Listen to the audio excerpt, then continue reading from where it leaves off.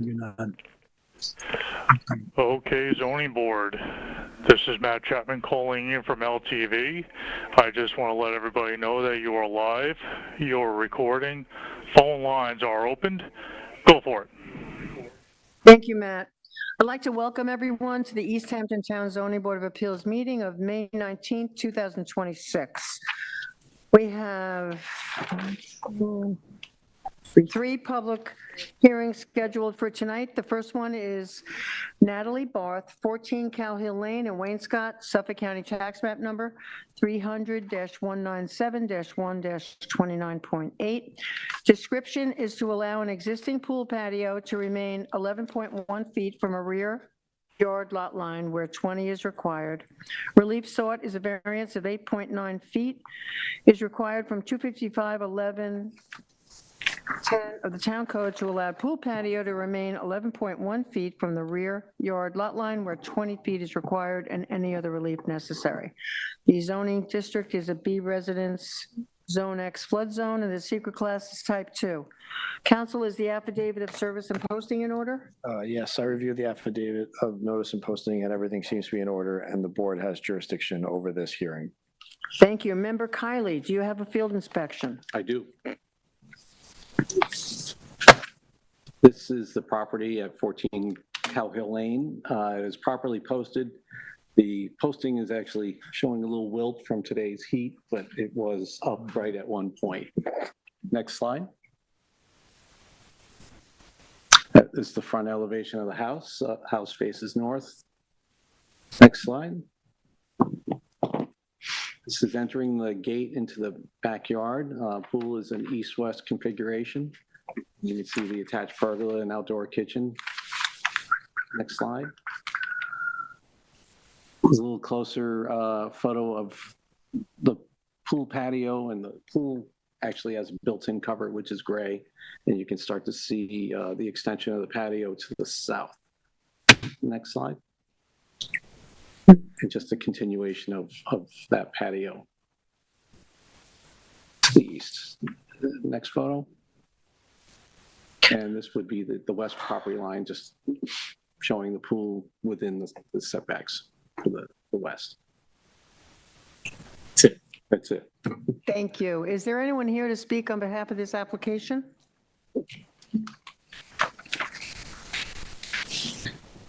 Good evening, members of the board. Jameson McWilliams from the Adam Miller Group. Good to see you all.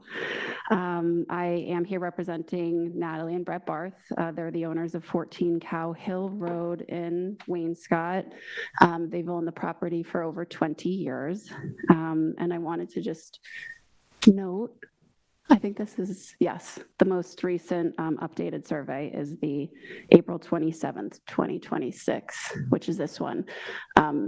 Specifically, I'm just going to note, because it was raised in the TAM, there was an additional concrete pad right where he's moving the cursor around that has been removed.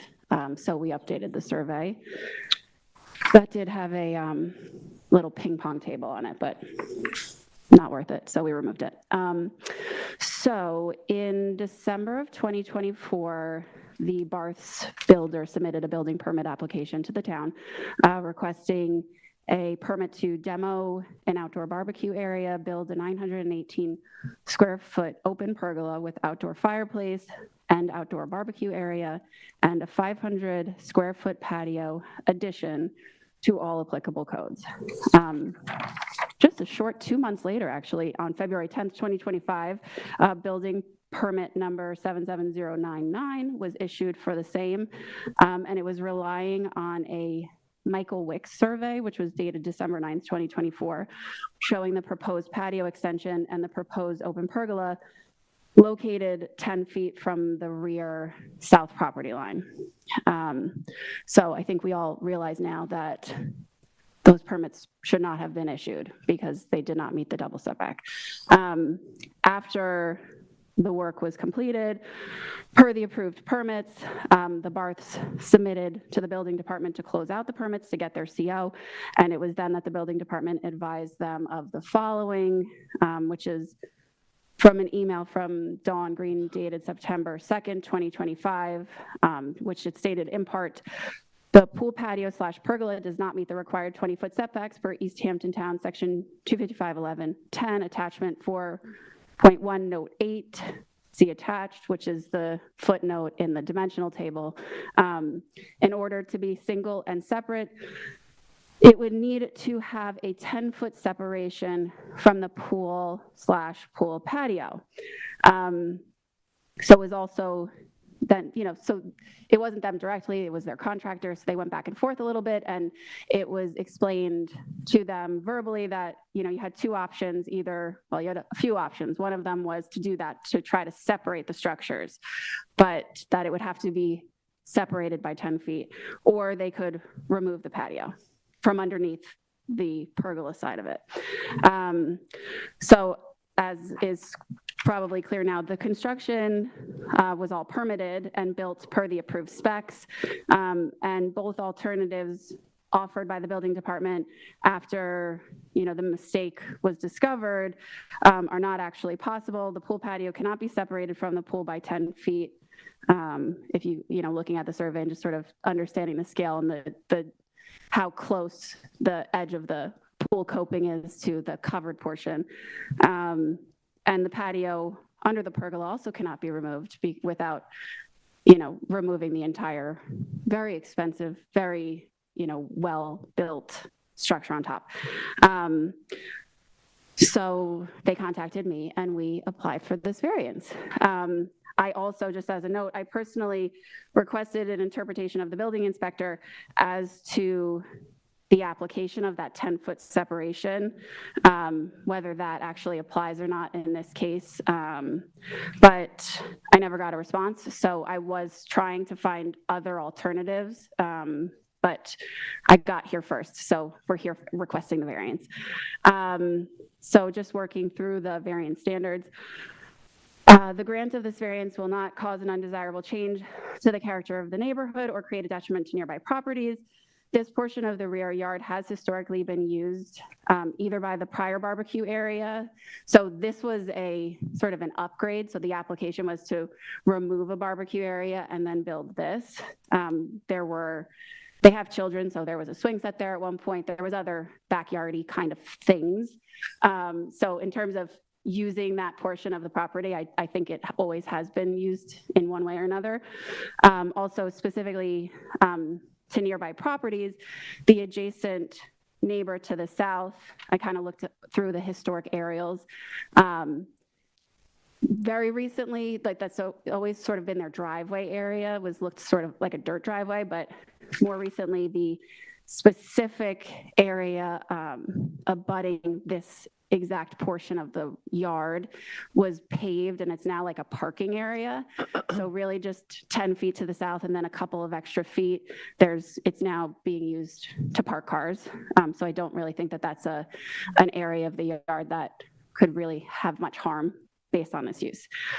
The benefits sought by the applicant cannot be achieved by some method other than an area variance, as I discussed, short of completely removing the previously approved as-built structure at this point, because we did try to consider some alternatives.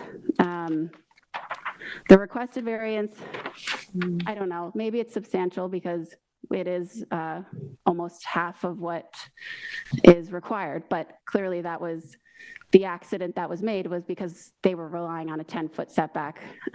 So that one, it's up for debate. The grant of the variance will not have an adverse effect or impact on the physical or environmental conditions of the neighborhood.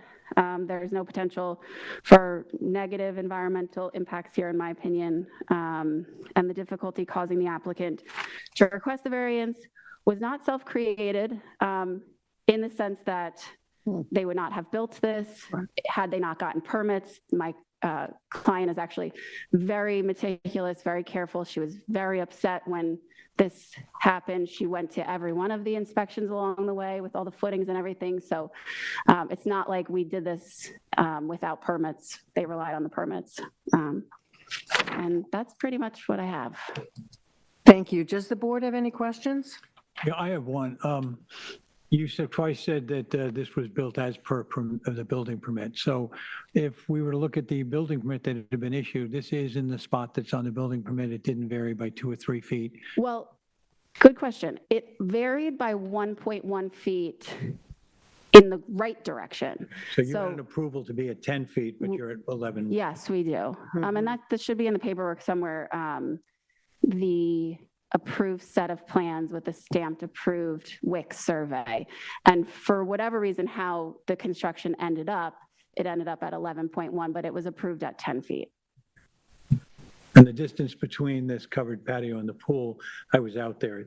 It's probably only 10 or 12 feet now, right? That's right. And that's why I was trying to have a conversation with someone in the building department about whether that was the correct application of this 10-foot separation, which is in 2 places in the code. One of them, it is specific to accessory buildings. So in my estimation, it was possible that if we could have been allowed, per the building department, to separate the pool and the pool patio from this by anything less than 10, so that it was actually feasible on the site, we were willing to explore that more. And that was potentially not going to work anyway because of how the concrete is poured and how the structure sits on top of it. But we were trying to find something easier, quicker, perhaps less expensive than going this route. But I couldn't get a response on that question. So it's still up in the air there. So I think you're saying that if you were to get a response from the building department, and let's say they said it's, oh no, it's not 10, it's 5-foot separation, I'm just making that up. Yeah. You would be willing to be able to separate them? Well, to be honest, that was what I was trying to ascertain first, to know if it was possible, sort of legally from the building department's perspective, before we really got a formal answer out of like the construction slash, not that we had an engineer involved, but somebody that did all those footings. I don't want to say, I would say, yes, we were willing to explore that. And I think my client, it wasn't her first choice for 2 reasons. There's children in the sort of like the stroller capacity, although you don't really stroll your kids around in the rear yard, but there's also a parent in a wheelchair. So she really actually did not want to do that, but she was willing to if that was sort of the only option. But I did sort of get feedback that it really wasn't a good idea structurally, but still we would have explored it further. But then we got this public hearing and I thought, let's just try this because maintaining the status quo actually would be preferable. I think we're ready to hear from the planning department. Thank you. Thank you, Jameson. Jake Kushner with the Planning Department. Do you affirm to tell the whole truth and nothing but the truth? I do. So we don't have too much to add here. As Jameson mentioned, a building permit was issued in February 2025 for the demo of that outdoor barbecue area, the pergola, and the 500 square foot patio addition. That patio is the structure in need of relief. The structures were built according to the approved plans. Aside from that patio setback, they were approved at 10. It was built at 11.1, but it's a larger setback from that property line. Again, it appears this permit may have been issued in error. Pool patios require a double setback, which would be 20 feet in this case. The patio does meet all other dimensional regulations in the town code. Again, that slate patio located 4 foot from the southern lot line has been removed. And there's a large row of screen trees along that rear yard property line, kind of screening this from view from the affected neighbor. I'd be happy to answer any additional questions you may have. Do you have any idea how far from their property line the southern residence is, the residence on the southern lot is? I'm not positive off the top of my head. Any questions for Jake? No? Okay. Thank you, Jake. Thank you. Is there anyone in the audience that would like to speak to this application? Yes. Come forward, sir. You can state your name for the record, and I will swear you in. My name is Adrian Sanchez, and I'm the owner of the south property of. I have to swear you in. Sure. Do you affirm to tell the whole truth and nothing but the truth? Yes, Ron. Okay, I'm sorry. Can you start again, please? So my name is Adrian Sanchez, and I'm the owner of the property in the south side of 14 Coyle. And I'm not opposed to that variant. What I want to mention is that I did approach to that building department when that structure was being built, because I saw some like I-beams and stuff like that being erected on the back of the property, that it was like way higher than, you know, it's a massive pergola right now. And so I did approach to them, and they told me that they have been permitted to it. I always thought that it was like a 20-foot setback for that. And they told me that as long as it meets permit, it will be okay. And again, I'm not opposed to the application that they are proposing, as long as I think that every house in the neighborhood, it will be treated the same way, like with the same setbacks or the same things. I know that right now we don't have nothing, as she mentioned before, is paved, and we use it for parking spaces. But down the road, I would like to do a garage or something like that there. So I don't know if the board will consider it to, if this goes through, to have the same, let's say, privileges, with the remaining houses in the neighborhood. That's You're all. saying if you do the work, you'd like to see that you would be allowed to have a 10-foot setback, just as this would be, they're petitioning for? Well, No, it's not like I'm not trying to negotiate anything. It's just I'm thinking that we should be treated in the same way if this goes through. That's all what I'm saying. Well, just for the record, everybody that comes before us is not in compliance with the code. Mhm. And the way we ascertain whether or not to approve or deny is whether or not they meet the standards before this board. If they do, they'll get granted. And you'll have the same privilege. When you come before us, if you need any kind of relief, Okay. you will be looked at the same way we're looking at this application this evening. Yeah. And if you meet the standards, Yeah. you will get approved, and if you don't, you'll get denied. Okay. Yeah. No. And I support what she said. Like we tried to get an answer from the building department. It was really hard to get a straight answer from them. They say like, briefly say like, well, if it meets permit, it should be fine. I'm okay. Like, I just think that it's really close to my property line, because even the fence, I think in one side of the property, the fence that they have is like over a foot over my property. If I'm not wrong, I think that in that farther end of the property is like that actual fence is like 12 inches over my property. I don't mind it. I don't mind it one more time, but I think that all the houses in that neighborhood should be treated the same way. That's it. We appreciate your comments. Thank you. Show us which property, Sir?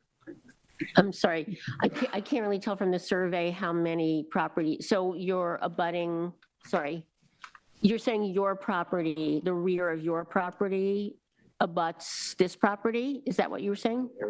Yes. Yeah. The parking. Just want to make sure, because there's a couple lots, so I'm thinking. What is your address? 11 Bathgate. Okay. That's his house. Okay, thank you. And I could add to the record, the setback, if you wanted a garage, just so he's aware, it's 10 feet. So it would be the same setback as this. Exactly. Yeah, and I'm not sure what we're gonna do right now. Like we got the property and we're trying to figure it out first. I know. The fountain and stuff like that, but yeah. Thank you. All right. Thank you.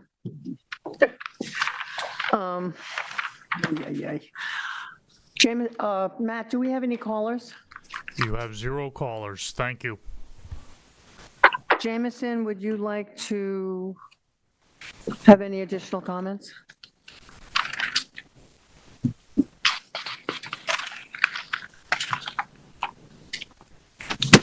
I don't think I have any additional comments. I'm happy to, I hear what the neighbor is saying, and actually, Unfortunately, he could have been the one that could have gotten the building department's attention before more of the work had progressed, because clearly he noticed it and was spot on that the permit was issued in error. But unfortunately, we're sort of now all stuck with the realization after the fact that it's as built. But beyond that, I don't have any other comment. Cited for the setback, it does meet pyramid? Wasn't cited. You mean like the pergola meeting? Pergola? I Cited? don't know. It wasn't cited for it. Right, no. Okay. Thank you. Thank you. Sir, how tall, do you know how tall the top of the pergola is? You know what? I probably could find it in the approved plans. You have them? Yeah. No, what is that? Check the file if it's in the Are the file. approved plans from the building department's file in the file? I That's think not we, even before us, so. No, I know, but it's just, Well, as long as it's not more than 11 I can check the file, see if Yeah, it's in there. I think it's a good idea. Yeah, it's okay. Okay, thank you, Okay. Jameson. Member Colley, do you want to make a motion to close the public hearing and record? Sorry, wasn't paying attention. In the matter of 14 Cow Hill Lane, Wayne-Scott, I'd like to make a motion. Got to read the Suffolk County tax map. Oh, Suffolk County Tax Map 300-197-1-29.8. The applicant Natalie Barth will close the public hearing. Make a motion to close the public hearing and record. Make a motion And the record. And the record, he said that. and the record. Second, okay, I concur. Concur. Thank you. Still calculating the 3, 4, 5. Yeah, exactly. It just takes a little practice. Okay. Next public hearing is Howard Morse, 24 Oyster Shores Road in East Hampton. Oops, let me go back. Suffolk County Tax Map Number 300-92-9-24. Description is to construct a propane tank and a 328-square-foot swimming pool with associated pool fence and equipment, and to allow an existing gate, propane tank, and AC unit to remain on a property containing a tidal wetland.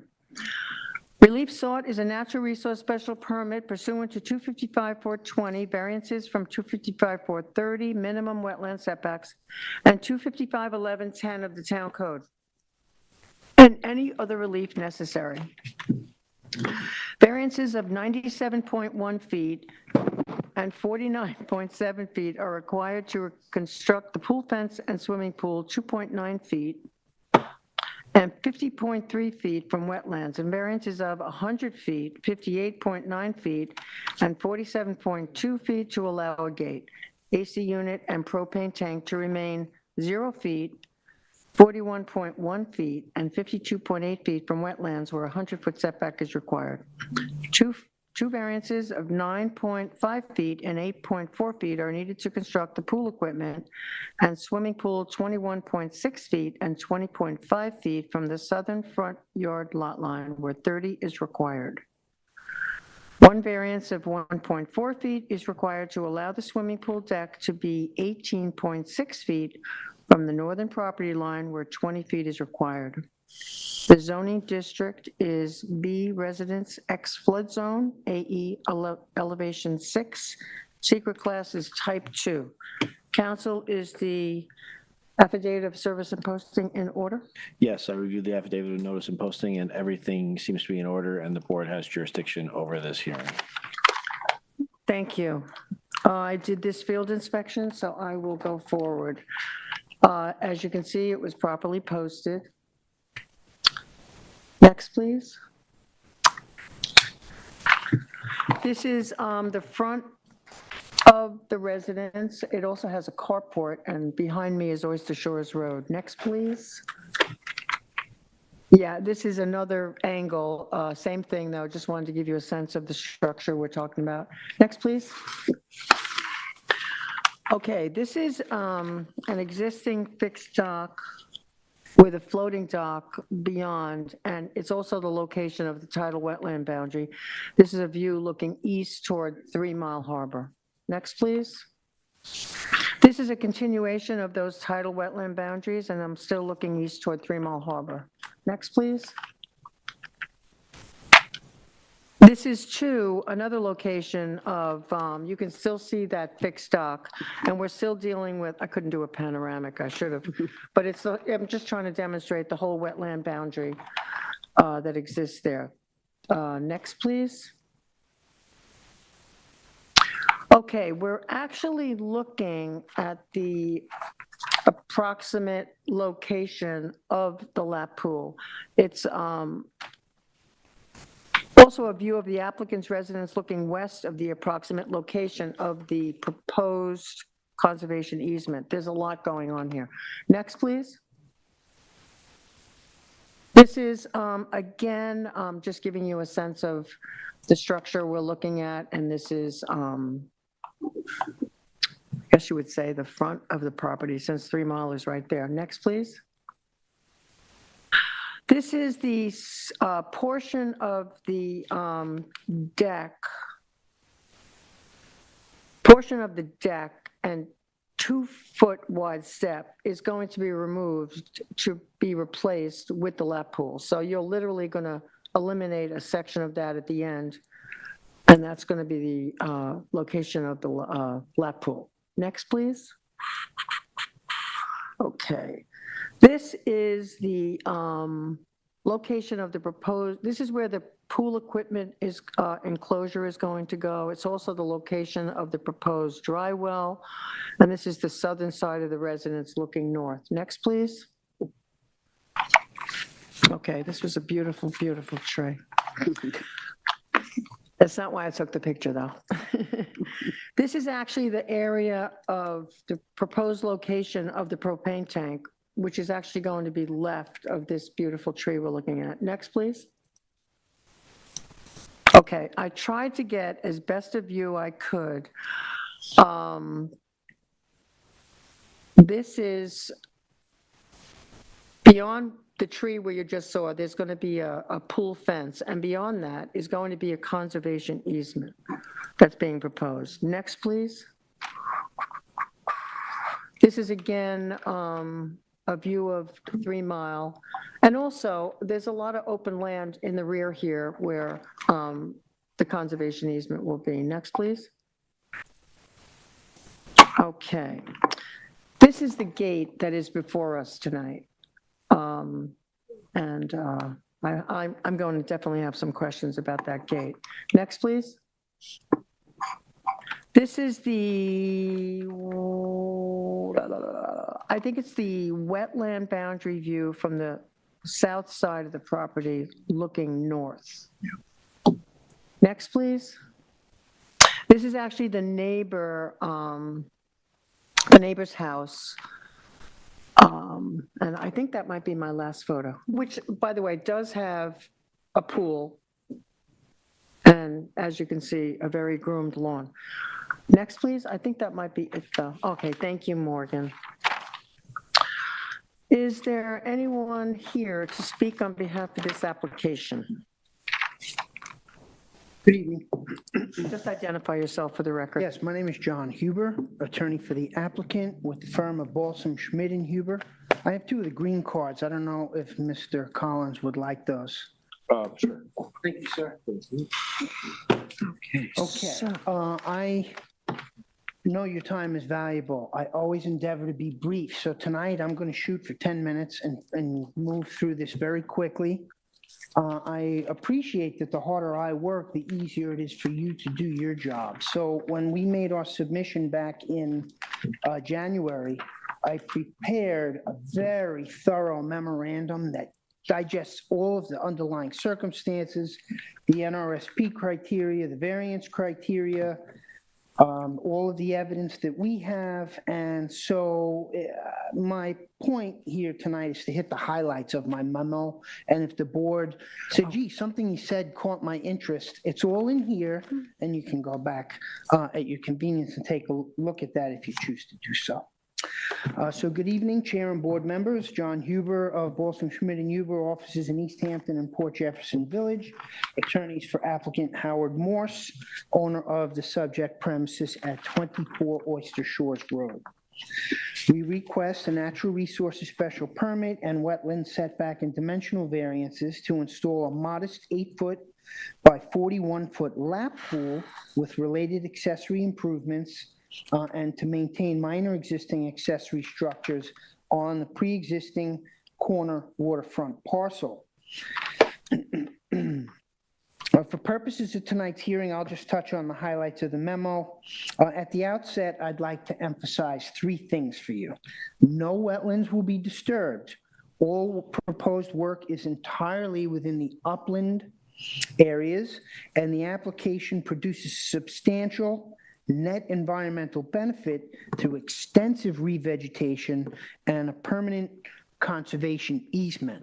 If I may, I want to go up to the survey and I can just orient you very quickly about the existing structures and what we're proposing, and it might help to make a little sense as I move through this. So this is the proposed pool.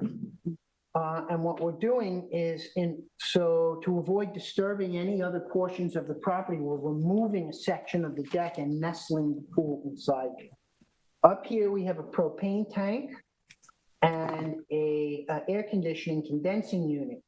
One of the things that I will emphasize is, here's the nearest wetland boundary on the subject property. The real horns of this is that the wetlands on the abutting property to the north or where we have, so we're 50 feet from flag number 2 for the proposed pool.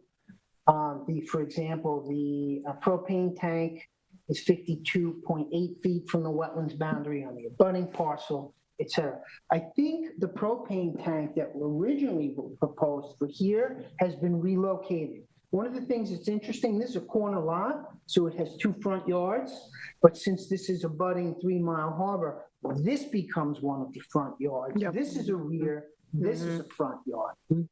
One of the photos that you took, Chair, was of this area where we're proposing the pool equipment. It's nicely secured on the side of the house on the south in a well-vegetated buffered area, so there's no adverse visual impact. The dry well for the pool is here beyond the wetland setback. Here's the proposed LPG tank to be buried in the front yard, so it has no visual impact and it meets the setbacks. It's 33.4 feet. So that familiarizes the board in some extent about the structures that we're proposing. One of the things I'd like to do at this point, so I don't interrupt as I go forward, the TAM was very, very well done, and it highlighted for me some of the extra work that I needed to do to present to you tonight. So what I'd like to do is hand up to you, I have one packet from Morgan. And if I may, I'd like to hand these up to the board. I have 5 copies here. Could you give one to our secretary, please? Of course.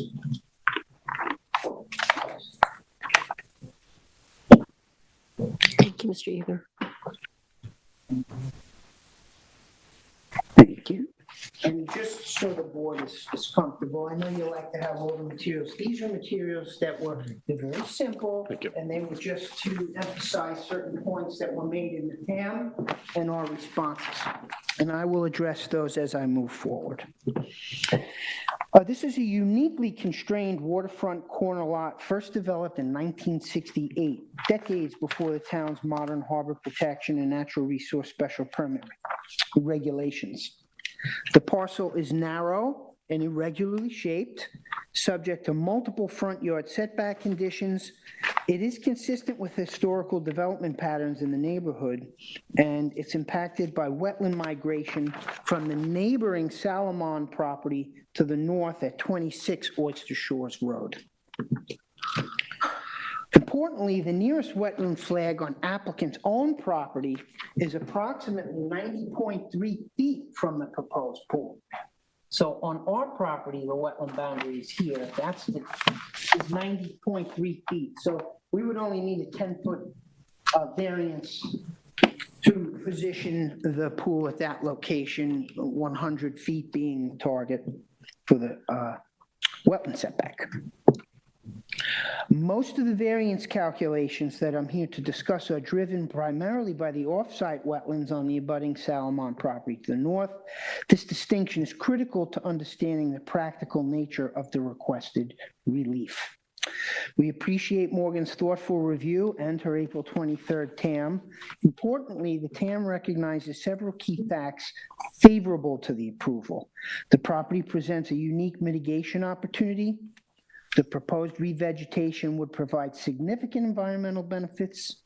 The proposed conservation easement is well suited to the site, and the application advances the restoration goals embodied in Town Code Section 255-1-11, which specifies the purposes of the town zoning ordinance. Consistent with the TAM, as suggested by Morgan, we have revised the re-veg plan. And that's one of the documents I handed up to you. We've eliminated the little blue stem and the barberry with more woody vegetation. And for the record, I've handed up copies of that revised revegetation plan. It's dated May 15th, 2026. With the revised veg plan, I've also handed up some labeled existing conditions photo packets taken on May 8th when we posted the public hearing signs. Those photos depict there's a very similarly situated swimming pool on the Salomon property to the north, and that's the first photo packet I've handed up, and that shows the pool that's existing. So if our pool's here, that pool is probably right about here. In the photographs that I handed up to the board, you can see, I'll actually get into that in a little bit rather than dissect it at this point. But the remaining issues raised in the TAM primarily concern the magnitude of certain setback variances and whether alternative locations were considered for some of the proposed and existing structures. As you explained to the gentleman that spoke from the community, we have the criteria to satisfy for the area variance, and I believe that we very nicely satisfy those. The TAM correctly notes that some of the wetland setback variances are numerically substantial. The requested variances, however, are functionally minimal. And this is, we have to wrestle with this often when we consider these variances, because although numerically a variance seems substantial, if you look at the practical effect of the structure as proposed, often we find, as in this case, that there's no practical adverse impact. So in that sense, the board's objective is to evaluate the practical impact and balancing of the benefits versus detriments. Here, the practical impacts are minimal because the pool is unusually modest and low impact. This is not a conventional luxury pool. It's only 8 feet wide. It's uniformly shallow at about 4 feet. It's partially integrated into the existing deck, and it's designed specifically for lap swimming and exercise. It has no meaningful vertical mass, negligible visual impact, minimal additional coverage, and no wetland disturbance whatsoever. Existing site conditions already define the developed area. The existing house and deck have occupied this area for nearly 60 years. One of the things that's interesting is because we notched out the deck to locate the pool closer to the house, that converts the deck to a pool deck, which now triggers what is normally the double setback since it's a pool deck. It's 18.6 feet from the northern boundary. It's not being moved, nor is its footprint being expanded. It's simply because we notched out the deck to put the pool in there to trigger the need for the variance for that deck. The pool is being tucked immediately adjacent to the existing improvements, not extending development outward into undisturbed wetland areas. The application includes extraordinary mitigation. Unlike many variance applications, this proposal gives back environmentally with 7,039 square feet of native species re-veg, as indicated on the revegetation plan. And on the survey, This is the re-veg buffer, the landward of the wetland flags. And then we are also going to prepare and report at the county clerk's office a conservation easement which covers 10,800 square feet of the rear area back here. We're going to eliminate the maintained lawn near the wetlands.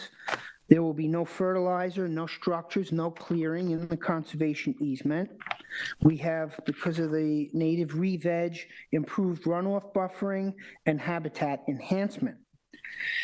The TAM, one of the things that the TAM does is ask whether alternative locations were considered for the various structures, and the answer is yes. We worked very, very hard to examine all of the alternatives and to exploit any opportunities that existed. Multiple alternative layouts and configurations were evaluated, including a larger traditional pool, a narrower pool alignment, relocating the pool farther south.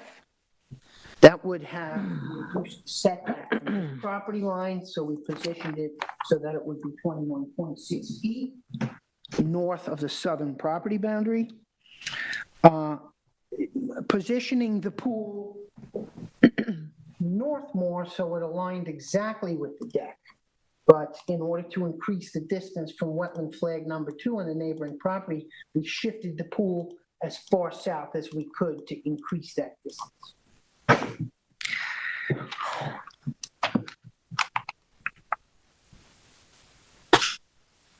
Now, the fencing, which the TAM does address, is the pool fence. The pool fence, which is a New York State code requirement for safety, here's the pool fence right along the property line. It's 2.9 feet south of flag number 3 on the abutting property. Mm-hmm. That's perhaps the most offensive aspect of the proposal. Mm-hmm. No. The current design was selected because it minimizes environmental disturbance and maximizes wetland separation. In addition, the proposed pool is in keeping with existing neighborhood conditions. For example, one of the photo packets I submitted moments ago depicts the similarly situated pool on the Salomon property. This is that photograph, and the pool in that photograph is here. Almost identically to where we're proposing it on our property. That's photo number 1. Photo 2 actually is zoomed in a little bit so you can see. This is the pool on the side of that house at the rear. This is the wetland boundary flag right here, right adjacent to where their pool fence is. And then the final photograph in that package, just another perspective looking at the existing pool. So this is our property, this is the Morse property, and here's the pool on the abutting property. And here's that fence that shows up in photo number 3, or photo number 2.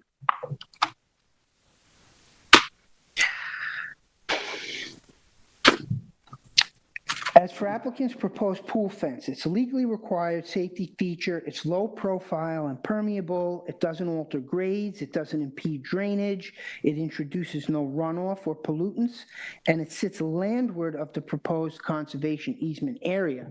So all of the proposed conservation, the re-veg and the conservation area is east, and here's the pool fence. So that's basically the boundary, if you will, of all of the environmental remediation that is occurred east. Well, Okay, okay. and it's considerably far from the pool. Right. Well, please let you finish. Sure. We'll let you finish, and then I Okay. definitely have questions. So I'm sure all of us relocating, do. that's actually the next point I was going to make. Relocating the fence substantially farther west from here to here is, so they're giving up a lot of property back here that they have used for decades and decades as part of the conservation easement. The only access through there will be this 4-foot pathway to get to their dock. Relocating the fence substantially west would compress the already constrained usable upland area and interfere with the existing residence and deck relationship. The fence itself has no ecological impact. As for the gate at the property, so two things I wanted to do in response to the TAM. We updated the re-veg plan to eliminate the little blue stem, and we are going to eliminate this gate here. The gate. All right, which gate, So according to the plan board, the southeast corner of the property, there was the one that's the biggest variance he's eliminating? Okay, The good. issue was the board wouldn't have jurisdiction over it because it's located on the Mhm. side. Yeah. So you're what we did- eliminating that? And that was just for access, if the residents here are out walking, they could go out that back gate and go stroll along South Pond, et cetera. So what we did is we relocated it onto the property so the board would have jurisdiction, but the TAM indicates some concern because the gate is here right at the wetlands. Right. So I think that's a fair ask. So we'll eliminate the gate, and that eliminates one of the variances that we were asking for. We also eliminated another variance by putting the propane tank here. Are they underground? Yes, this proposed tank is underground, Okay. right? Now, okay, as soon as you're done, I have a question. Okay, I am going to move along very quickly. Yes, So we're eliminating the gate at the southeast corner. With respect to the small propane tank and the air conditioner on the north side of the property here, I want to underscore that they have been there in that location for a decade or more without incident. And I refer the board to the second packet of photos that I gave you. And what that shows, this is also taken just about a week ago, is how densely vegetated that northern boundary is that separates our parcel from the parcel to the north. And that, basically that pool on this northern property is located right in here on the other side of this vegetation. So in photo one, that shows you the AC condenser here, and the propane tank is on the other side of this fence. And then the second photo shows how densely, here's the propane tank, and that is for the hot water heater, that they have hot water in the house. And it's proximate to that densely vegetated northern boundary. The TAM properly notes the sensitivity of 3 Mile Harbor in the vicinity. This application directly addresses those concerns. Today, the site contains substantial maintained lawn extending toward the wetland. Under this proposal, thousands of square feet of lawn will be replaced with native vegetation. Fertilizers will be eliminated. Runoff filtration will be greatly improved, and long-term ecological protection will be permanently secured through a recorded conservation easement. In practical terms, the environmental condition of the property after approval will be materially superior to existing conditions. This is an important point. The application does not simply avoid environmental harm, it affirmatively improves the site. The New York State DEC has already reviewed this exact proposal and issued a tidal wetlands permit and associated variances. The project is classified as a type 2 under SECRA. While the town must independently apply its code standards, the DEC approval remains persuasive evidence that the proposal is environmentally manageable, mitigation is meaningful, and the wetlands resource will remain protected. For variances under Town Law 267B and Town Code 255-8-50, the board must balance the benefit to the applicant against any detriment to the neighborhood or the environment. My memo carefully examines this balance, summarized as follows. The benefit is reasonable. Applicant seeks only modest residential recreational use consistent with surrounding waterfront properties. The detriment is negligible. There will be no wetland filling, no grading in wetlands, no increase in runoff impacts, no meaningful visual intrusion, and no adverse neighborhood character impact. The improvements are consistent with outlying conditions in the neighborhood. Exhibit 1, attached to my memo, has pages of examples of outlying properties on both sides of 3 Mile Harbor that have similar conditions and that have existed for decades. The environmental upside is exceptional. The application creates permanent ecological restoration, conservation restrictions, and measurable reductions in non-conforming clearing. In many respects, this is exactly the kind of value-added environmental improvement that should be encouraged. For all these reasons, and particularly in light of the substantial environmental mitigation recognized even within the TAM itself, we request that the board grant the NRSP, the variances, and any other relief that you think is appropriate. Thank you. Okay, thank you. First of all, the one thing I'd like to bring up and discuss in terms of clearing limits is the fact that we're in an HPOD zone. And of course, you know the importance of that. I do. It's primarily tied to protecting the water quality, ecosystems, and long-term coastal resilience in the town's harbors and ponds. So from the TAM, you're reducing the clearing limits from 28,823 to 18,896, where the maximum clearing limits for the lot of this size is 10,423. Now, you know the benefit of the re-veg on this lot. It will provide significant environmental benefits. So would you be amenable to, let me get my survey. On this site plan before us, would you be amenable to bringing additional revegetation up to the FEMA zone? One's diagonal. Okay, so So could you increase it? Because there's let me just finish. There's a lot of property between this area and the lap pool, I see. where we could actually increase, because it's in a harbor protection overlay district, we could increase, this is just my opinion, the revegetation. And if we, would you be amenable to moving it up to, and of course, the silt fence would be moved, bringing it up to that FEMA zone? It's an excellent question. If I understand correctly, this little triangular piece here is what you're talking. Yes. Here's the FEMA zone. This is X. Yes, that's okay? exactly what I'm talking So about. basically, this is all the conservation Yep. easement, all the way to here. This is the re-veg zone. So if we added this little triangular piece here, it would bring the pool fence to here. You'd be that much closer to clearing limits. To be straight with you, Chair, I am not authorized at this point to communicate, but my clients are exceedingly reasonable. And if they, and like, for example, when I read the TAM, I said, look, the board is going to be concerned about the gate. They said, look, if you need to get rid of the gate, we don't need it. I would be delighted to confer with them if you wanted to leave the record open. I And would, then yes. what that would result for me is I need to give you a revised re-veg plan and a revised site plan showing where the operative things would be. For example, I guess the pool fence would be relocated right on the line. And my particular concern is because it's in a harbor protection overlay district. So it Understood. would make the lot that much more environmentally sensitive.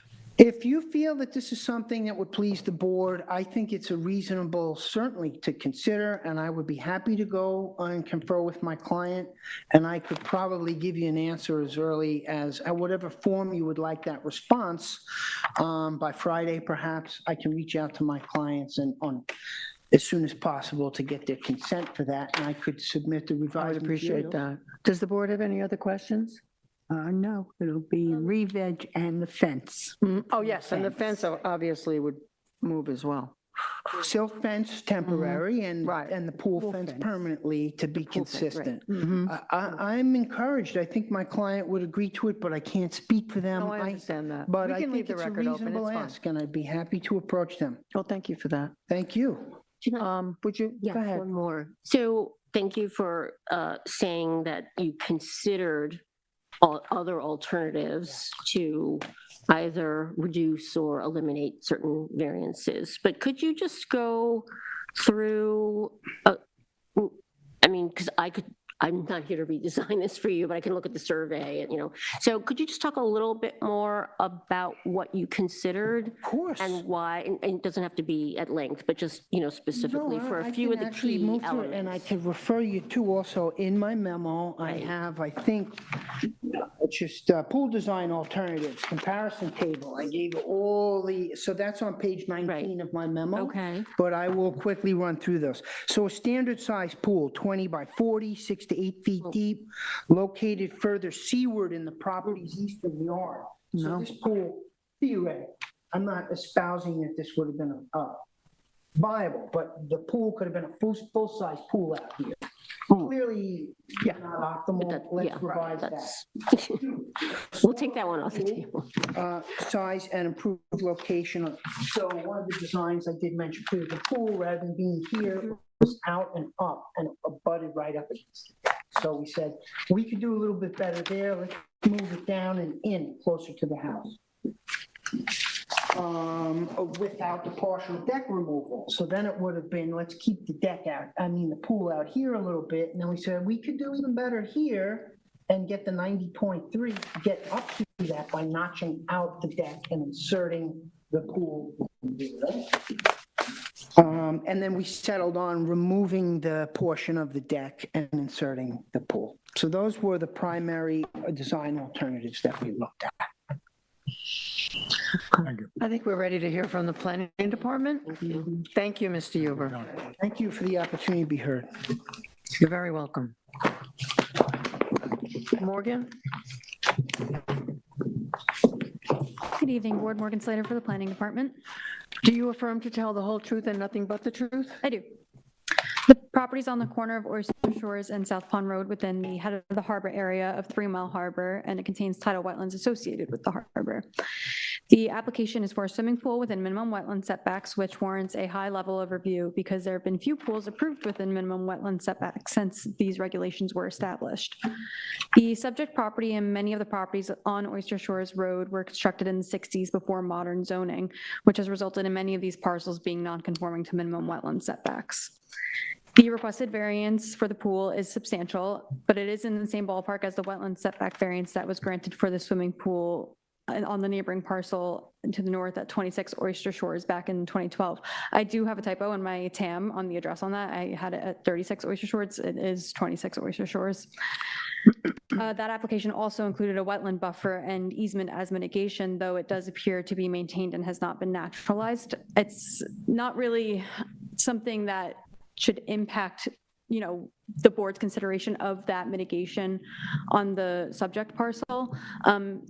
There's only so much, oversight that we could have with these things. I think, it does, at the end of the day, come down to the homeowners being good stewards of their land. That application, again, that was approved back in 2012. This parcel is within the Harbor Protection Overlay District, and 3 Mile Harbor is a locally significant coastal fish and wildlife habitat. So improving the buffer to the wetland with a 7,000 square foot revegetation would be extremely beneficial to the tidal wetland habitat. Additional revegetation is worth considering since the proposed clearing limits are still more than what the minimum permitted is in each pod. The area is known to have water quality issues, and one way to improve the water quality is to improve the tidal wetland buffers with woody vegetation. Pulling back and looking at an aerial of this general area, you will see that a lot of the properties do have pre-existing non-conforming clearing to the tidal wetlands, and that is definitely an impact on the overall water quality in this area. So it does present a good opportunity to improve the environmental conditions in this little corner of the harbor. The revegetation plan submitted, it was revised to include more woody vegetation and some species that are more frequently found within and around the tidal wetlands, but it sounds like that we may need to revise that again if we're going to include it, the AE flood zone. Just, I don't know if what the board would like to see as far as the submission timeline, but if the planning department would be okay with condition of approval prior to the issuance of building permit being a revegetation, as long as the area is agreed upon prior to a decision. The pool area also needs multiple dimensional variances from the side and front yard, and whether there are alternative designs that would eliminate or reduce these variances should be considered. I do believe that this application does walk a pretty tight line between, a proposal that may not be best suited for such a constrained lot while also proposing a large environmental benefit to the area. It is a very tight balancing test. Other than that, I can answer any questions the board may have about the property or its Does environment. the board have any questions? I do. What kind of septic system do they have? I don't I see. think that it's a traditional cesspool. I think that there may have been a small notation about oh yeah. There's something about a flag, Oh, wait, septic flag. down here, yeah. So it's a standard I tank? believe so, yeah, and there Cesspool. wasn't any notation on the building history about an upgrade happening recently. You've had a chance to look at the building, at the landscape plan, and you mentioned that it was going to be maybe an accommodation now done if we change the parameters of it. But as far as the composition of the plants, is this an improvement on something, and you're happy with what we see here, the Baccaris and the Yes. there's some. It's definitely better, like, in the original plan, there was some bayberry proposed, like, actually within the wetland boundary. It doesn't typically like being that wet. Groundswell would be better suited to that specific area. I think that there is room for more woody vegetation on top of what was just submitted. It still seems like a majority of it is going to be grasses. Just for the sake of naturalizing and acting as a better buffer, we do usually recommend more woody vegetation in the buffer.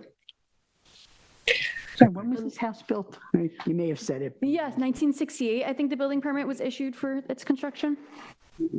And your TAM says that the current owner acquired the property sometime around 2000. So I was looking in the existing conditions memo, but I don't think I saw, well, there might be historic, but can you just, how has this, has the clearing changed or increased over time since 2000?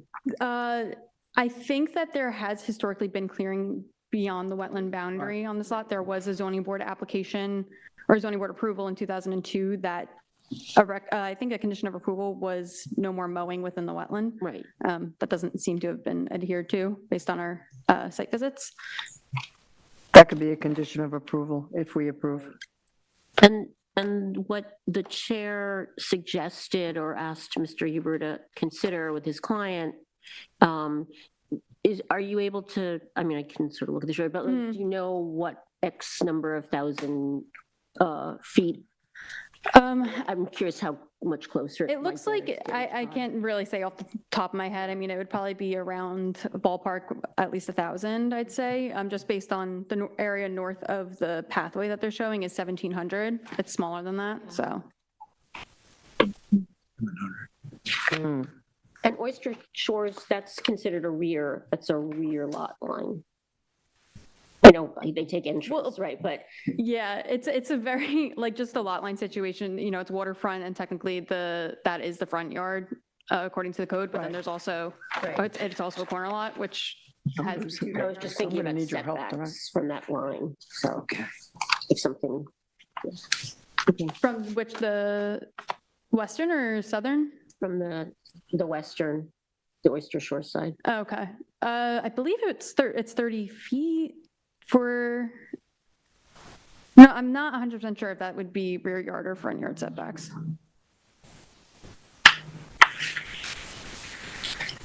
I'm fine. I am too. Okay, for now. Does the board have any, okay.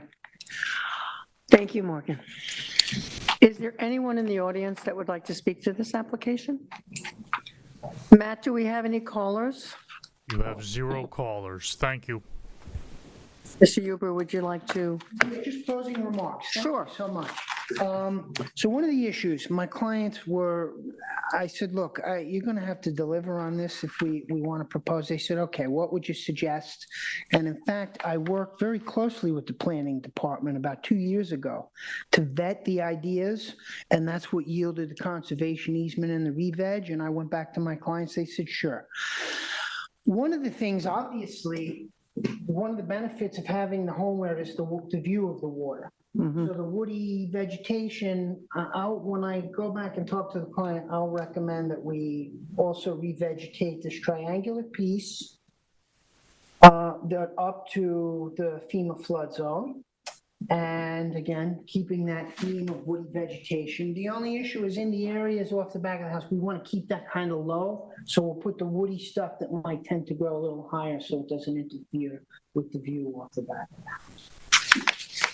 But aside from that, my next move will be very quickly to contact my client, explain to them, we may need to crunch some numbers to say you're picking up another, I was thinking in that ballpark, if this is 7,000 square feet, so just for argument's sake, north of this meandering pathway is 1,731 square feet.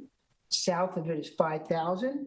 So this area seems to approximate. So you're about 1,500 square feet of additional re-veg. And at this point, I'm optimistic they'll agree. How do we execute on that? I could write the board or contact.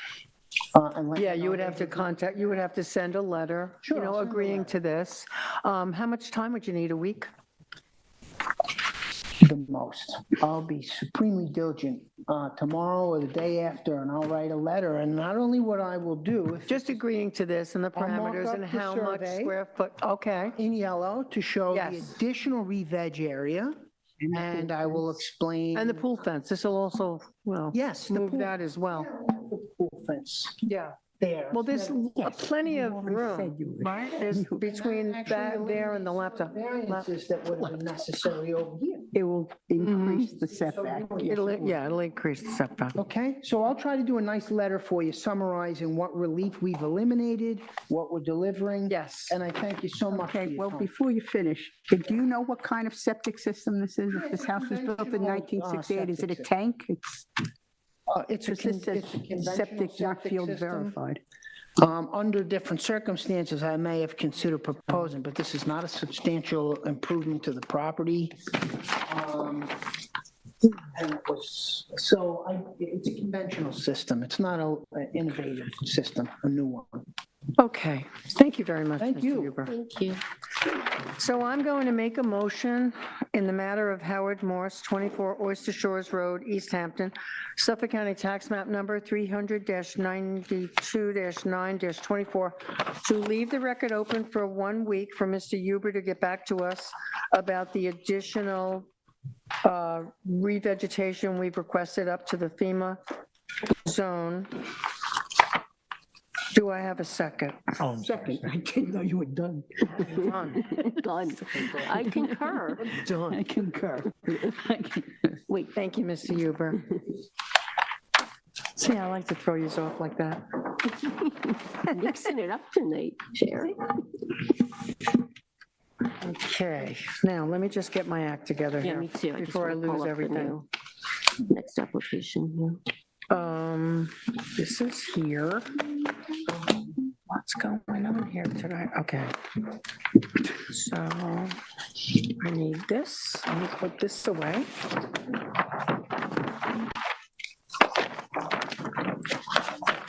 All right. And this.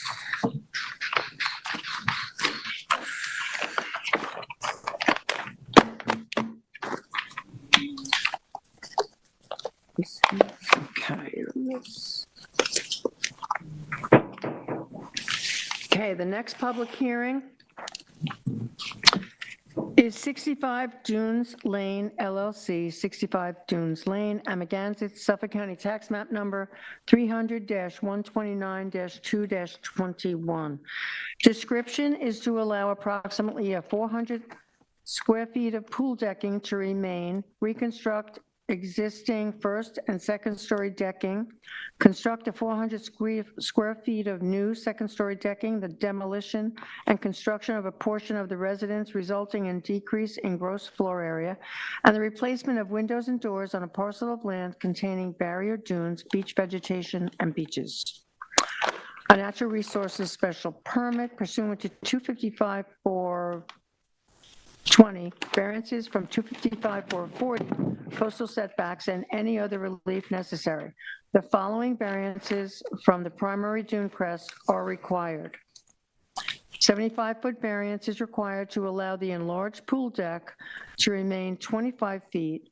A 61-foot variance is required to reconstruct the first and second story decking 41 feet, and a 6-foot variance is required to construct the closest of the additions 94 feet from the dune crest, where a 100-foot setback is required. The zoning district is A residential VE flood zone, elevation 18 feet, secret class is type 2. Council, are the affidavits of service and posting in order? Yes, I reviewed the affidavits and everything seems to be in order, and the board has jurisdiction over this hearing. Thank you, Council. Member Mehring, do we have a field inspection? Yes, we do. Thank you. So it was properly posted. Just to orient folks, this is Dunes Lane, and this is a road, a dirt gravel road that comes off of the south side of 27. Right before you get to that neighborhood we refer to as the White Sands neighborhood, and there's a road, and I think there are 6 lots that are clustered together, and as you'll see, it's a very beautiful setting. Next slide, please. Okay, so aside from getting close up to see the date and things on the posting, I'm looking at the driveway for the property. There's the posting on the right. You can see that gravel driveway comes off of the road, and in the distance is the house, and I'm going to get closer to the house. This is just a little view of the road heading west, just to get a little more sense of the road. It's heavily, beautifully, natively vegetated. It was perfect time to be there, right? Because all the beach plum is in bloom, and it's really stunning. Next slide. Okay, this is, my back is to the property now. This just gives you some example of the vegetation on the north side of Dunes Lane. Next slide. All right, so I'm just moving down the driveway a little bit closer to the house. You can now see the existing garage structure that's on the front of the house. I'll get closer to it, but that's the area, I think, where there is much different changes, right? The creation of other garage, I think, further to the right, and then an extension of the house into some additional living area. Next slide. Okay, this is just a closer look at the front of the house. So it's easy to sort of compare this. There's plans and there's schematics, so you can get a sense. The house is set very far back from the road, so it's whatever happens in the front of the house is, pretty much well screened and well buffered and far back. The lots are actually close together, which you'll be able to see. It's sort of clustered tightly. So the houses, you can see the other houses, pretty prominently relative to this existing house. Next slide, please. I'm going to go up the left side of the house there. So I'm on the eastern side of the house. I'm going to go towards the back. So this is, you can see the distance from this, basically the side yard line. It's cleared, but it's, sort of sandy. And next slide. I'm going to go through that gate. See, there's like a gate there and the low gate in the distance. And there's 4 AC condensers on this left side of the house. And just as you can sort of start to see the second story decking in the rear of the house. Next slide.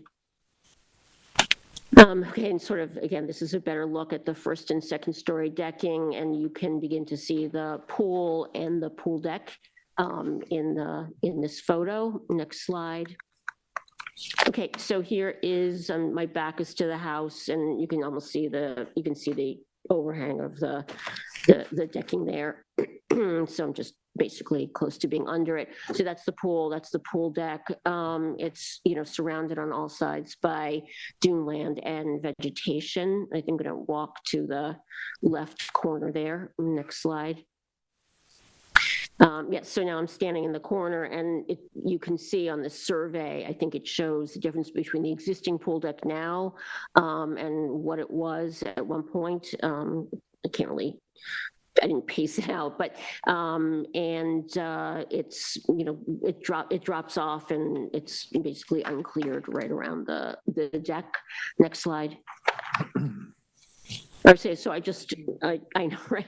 I'm standing still in that little side corner of the deck and just now facing with my back to the house and my back to the pool out towards the ocean. As you can see from the survey, there's a very long, there's a major dune and what do you call it? Not a pre-dune, a secondary dune or whatever the word is, sorry. And again, heavily vegetated, I think pretty naturally vegetated. Next slide. I did want to just show, this is sort of the egress from the pool deck, which starts to take you down towards the ocean. That's described in the TAM.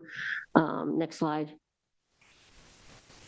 Yeah, so you step through that gate, you go a little bit on a sandy path, there's steps down, and then there's a sand path. I did not go all the way down to the water, although it was tempting. And next slide. I would have spent the day. I know. But yeah, oh yeah, so that's the sandy path that will head down towards the beautiful blue ocean today. Next slide. Now I've just turned around just so you can get a sense of the dune land relative, to the house, and you can see a lot of that beach plum in bloom. Next slide. Okay, and just to complete my rounds here, I'm now on the coming around the western side of the house, that up, two-story decking. I'm heading back towards the front of the house. Next slide. Now I just went actually onto the decking to head straight through. And again, there's decking that's going to be rebuilt in kind. I think will really narrow down what's being redone and stuff like that. And I'm just going back towards the front of the house. Next slide. I think this will be the last one. Yeah, so it's just interesting to see as you come to the edge of that deck, you can see this area of the house, I guess, part where it's sloping down, that's, I couldn't tell exactly where the garage is going to be, but that's, the bulk of the new work is going to happen sort of, around that front part and side of the house. I think that might be it. There might be one more. Oh yeah, again, just to come back to look at that driveway. I also wanted to get a sense of you can see the house to the west here. Again, you can sort of see that the houses are close together, even though it's a pretty expensive area we're in. I think that's it. Thank you, Member Mering. Is there someone here to speak to this application? Yes, good evening. Do you affirm to tell the whole truth and nothing but the truth? I do. Good evening, Chairwoman Severese and Board. I am here tonight representing the owner, 65 Dunes LLC. Rick Whalen is also here to help out if need be. The existing residence is 6,322 square feet. As proposed, the house will be reduced by 593 square feet, and the final proposed house will be 5,729 square feet. I'm sorry. I actually had my pages a little bit mixed up there. Sorry about that. The project as proposed may appear confusing. I just want to give a little history on the house. And the history of this house is just that. I'd like to start by giving some background regarding the design of the house. I was able to track down the original architect and speak with him. His plan was to design a house that would withstand the test of time. The house was designed above and beyond the required FEMA levels at that time. And although it is not visible on the site, the residence is built on pilings and at the time was built compliant with the FEMA VE flood zone 17. This was in part due to the topography of the lot and to maximize the ocean views. In addition, when the house was originally built, it did meet the 100-foot dune crest setback. The fact that it does not meet the 100-foot setback today is not the case of erosion. It is more the case of an accurate delineation of the dune crest today. Upon visiting the site, you can see two ridges or dunes, if you may, in front of the house. When the house was originally constructed, the dune was delineated as the seaward ridge of those lines. However, today has been flagged as a landward dune ridge. This appears to be how the dune has been flagged in this area on the houses to the east and the west. I'm not here to contest the dune. I'm just giving you history as to how this house was built and what happened back in the 80s. The architect did say that the building in this area at this height where it was built made it less vulnerable to flooding. So at the time of construction, it may have been lucky that the seaward dune ridge was flagged. If the house was built further back on this lot, it may have been more vulnerable to flooding. As you move further from the ocean on this property, the elevation drops 15 to 20 feet in some areas. And that's a substantial change in elevation. In the area of the house, the elevation is approximately 28 feet above sea level. And in the area of where a house may have been sited to meet the 100-foot setback back then, the elevation is around 13 feet above sea level. When the residence was built, the flood zone was VE 13. And what is very interesting about this residence is that the architect designed this residence to fit in as part of the duneland environment from the inside and out. And that was the architect's vision at the time. The existing residence is 6,322 square feet, and as proposed will be reduced by 593 square feet. The final proposed house will be 5,729 square feet. And so as stated, the house was designed to blend in with the dune from the inside and out. And you'd have to actually walk inside the house, for the interior of the house to understand this. It's actually a little confusing when you go in there because there's multiple levels, stairs go up, stairs go down. It's kind of flowy. It kind of, to me, kind of drove me a little nuts, but it does kind of feel like you're walking up and down. And this was to mimic the natural undulations of the dune and formations. The existing residence contains a basement of 2,557 square feet. In addition to this level, there's an attached garage of 782 square feet and a corridor, which brings the whole area up to 878 square feet. This 878 square feet is proposed to be removed. The newly proposed lower level will be reduced to 216 square feet. The first floor level is now currently 2,947 square feet. The project proposes to remove 124 square feet of that existing first level. And with the addition, the total proposed first floor level will now be 3,040 square feet for an increase of 93 square feet. The second floor is currently 2,497 square feet. The project proposes to remove 232 square feet, and with the addition, the total proposed on the second floor will now be 2,473 square feet for a reduction of 24 square feet. There will be minor increases in the coverage amounts. The proposed lot coverage will increase 463 square feet, which is now 4,842 square feet. It is now 4,379 square feet and will increase to 4,842 square feet. The total lot coverage will increase from 856 square feet. It'll go from 11,318 square feet to 12,174 square feet. Now, regarding the small amount of pool decking that was constructed without proper permits, this was done before the current owner purchasing the property. And unfortunately, at the time of the purchase, it was the height of COVID and due diligence was a bit lacking. It's not an excuse, it was just a tougher time back then for everybody. This is not a large increase in the size of decking. The amount of decking was only about 400 square feet. It appears to have been constructed between 2010 and 2013. And as you can see, the original deck, on the survey, the original survey, it's a little bit awkward. It didn't increase that much closer to the dune crest, as you can see. I mean, the original deck was relatively close to the dune crest as it is. It only increased, 5 or 6 feet closer to the dune crest, so it's not a substantial decrease in the setback. There was no way to really actually walk around that south side deck without trying to walk a tightrope. As you can see, it kind of drops off in the dune in that area. So it created more usable space for the deck. And, although that's not a variance standard usable space, it does make you able to actually walk from one side of the pool to the other side of the pool on the south side. We have reviewed the town's technical analysis memo, and we agree with all the conditions. The application does demonstrate compliance with the variance standards as outlined in the memo I submitted to the board. So I will not go into them tonight, and I'd be happy to answer any questions if the board has any.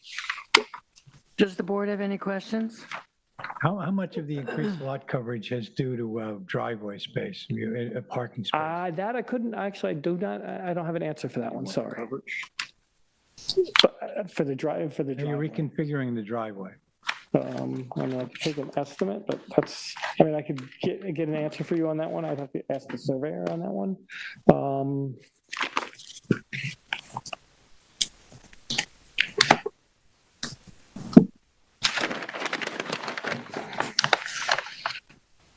Yeah, I mean, it's, I'd say a decent amount is, I mean, when you consider the driveway's going over the sanitary, and so that's part of the driveway space, I would,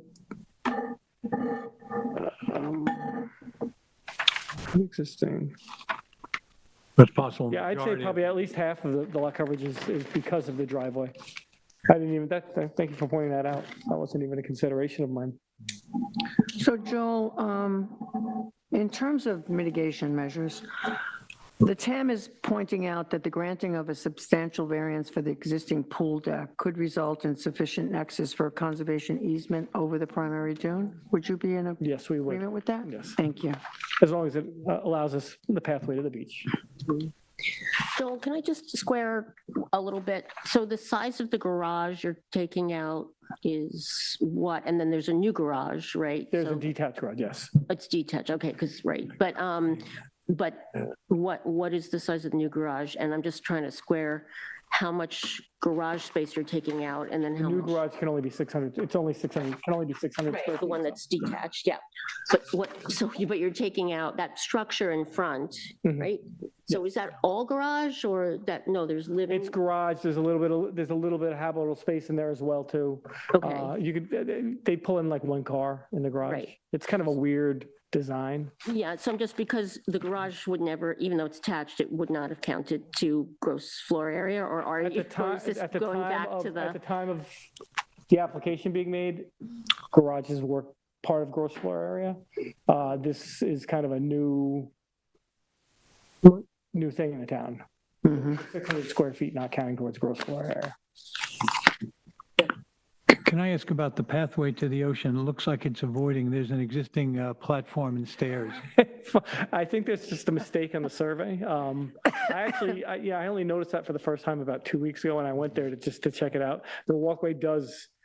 As it exists now, you turn- walk yeah, down and it go on turns into to it, the- yeah. it turns into But you're that. not going to, you're not eliminating that, you're not going to, No. okay. We'll have that updated on the as-built survey to show the pathway. I think what happened is some sand, I think sand filled it in or something like that, and their pathway changed. I'm not quite sure exactly how it happened, but it used to go, I don't know, sorry, I raised my right hand on this one, so I'm not gonna, I just didn't know. I'm not gonna say anymore. It represented a change in design, that's what Yeah, I'm asking yeah. now. I think it might be time to hear from the planning department. Thank you, Joel. Good evening, Madam Chair, board members. Do you affirm to tell the whole truth and nothing but the truth? I do. Brian Frank on behalf of the Planning Department.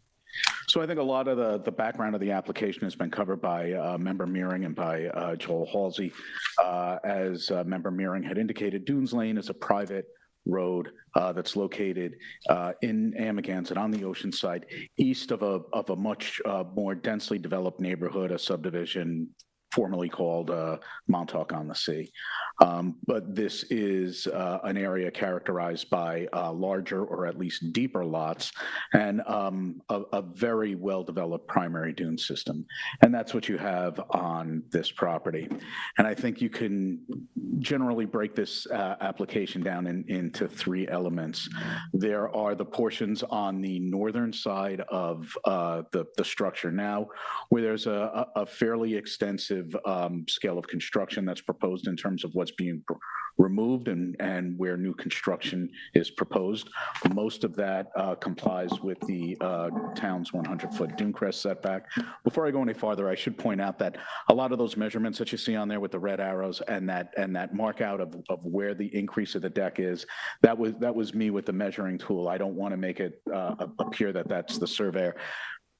maybe I should have used a different color other than the same color that the surveyor used for the addition. So if there's any confusion there, I apologize. But this was marked up for the purpose of getting some square footages and accurate setbacks for the notice in particular. So the one element of the application is where the new construction is proposed on the north side of the residence in mostly a conforming location. Another part of it are the first and second story decks that you saw in Member Mearing's photos that are on the south side of the residence. They're not quite being constructed in place and kind. They're very close to that. They're actually a couple of feet step back and a slightly different configuration. But to describe it as being roughly in the footprint of what's there now is pretty accurate. If anything, it's a little bit smaller. And then the third element of the application is the part that requires the largest variance. That's that green area on the south and on either side of the swimming pool, where it's a very large variance for a pretty small structure. And that's, as pointed out in the TAM, that's where there may be a sufficient enough nexus. This is a dune that does warrant a conservation easement. The planning department recommends conservation easements often when there is a high value natural feature. And this dune is a high value natural feature. It is both habitat and natural storm protection. It's very well developed. It's got some impressive undulations to it. You can see where the elevations rise from about 22 feet where the old primary dune crest is to about 12 feet higher than that, closer to the deck. But the zoning board does have an obligation in having a nexus between an application, a proposed action and potential impact, and any mitigation that's associated with it. I'm pleased that the applicants agree to the conservation easement. The planning department doesn't have any objection to a retention of the footpath there. That's very sensible, nor a retention of the stairs that are really only built in the steepest slopes of that pitch of the face of the dune. The footpath has kind of evolved to go around that, so it really is, the footpath goes almost straight east from the landwardmost portion of that deck until where it ties into where the surveyor labeled it. And in that part, it's barely a path. Well, it's a path, but it's less a defined path and more of just a bare spot in the vegetation, and the rest of it is a natural footpath. And again, the planning department does not have an objection to a retention of either of those structures. Perhaps the pool fence, which is on there, the wooden fence that's shown on the survey, is a natural boundary for where perhaps seaward of that is a good demarcation of where a conservation easement could be established. And beyond that, I don't have too much to add. There is a reduction in gross floor area associated with this application, a slight reduction in building coverage, and a slightly, although larger, increase in the total coverage. And I think that was noted by member Johan in his comments to Joel. If the members have any questions that I can answer, I'll do my best. Yeah, Does the board have any questions? yes, please. I'm just looking at the existing conditions memo. And so it said in 85, the house was destroyed by fire. Then there was a building permit in 87 for pool, no deck. So just pool coming, I don't know. But then obviously later there's a CO that has, I guess, the deck that was before it was expanded. So I just was curious, like, was the deck ever really permitted?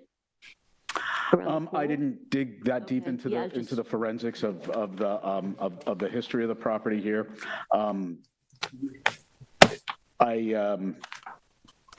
don't know. I really worked off of that 2000 CO going forward for changes to the property.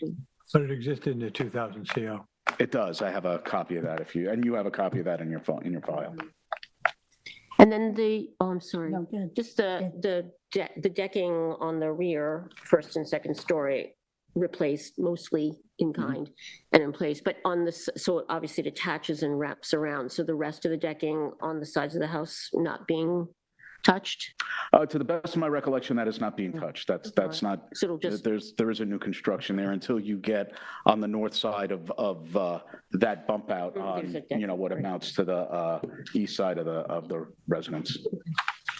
Yeah, Brian, you said you marked this up, so that's, I mean, the survey I have is November 13th, 2025, but it doesn't have all that bright green. So did you Well, the mark bright up green, the survey? bright green for the addition and the driveway is the surveyors. And I tried to mark up where the addition was to make sure that we had the right setback was, and I followed the footprint. There is a grayscale of where the old deck was, see that, and that's right. where I, But that's where I that followed is for the that. surveys that you did that on. Correct, the Oh, okay. 2025 survey. And that was really just to get a accurate square footage of what needs a variance. Yeah, okay. so you said November 13th, 2025. Yeah. Okay, thank you. Thank you, Brian. Thank you. Mr. Whalen, do you want to address the board?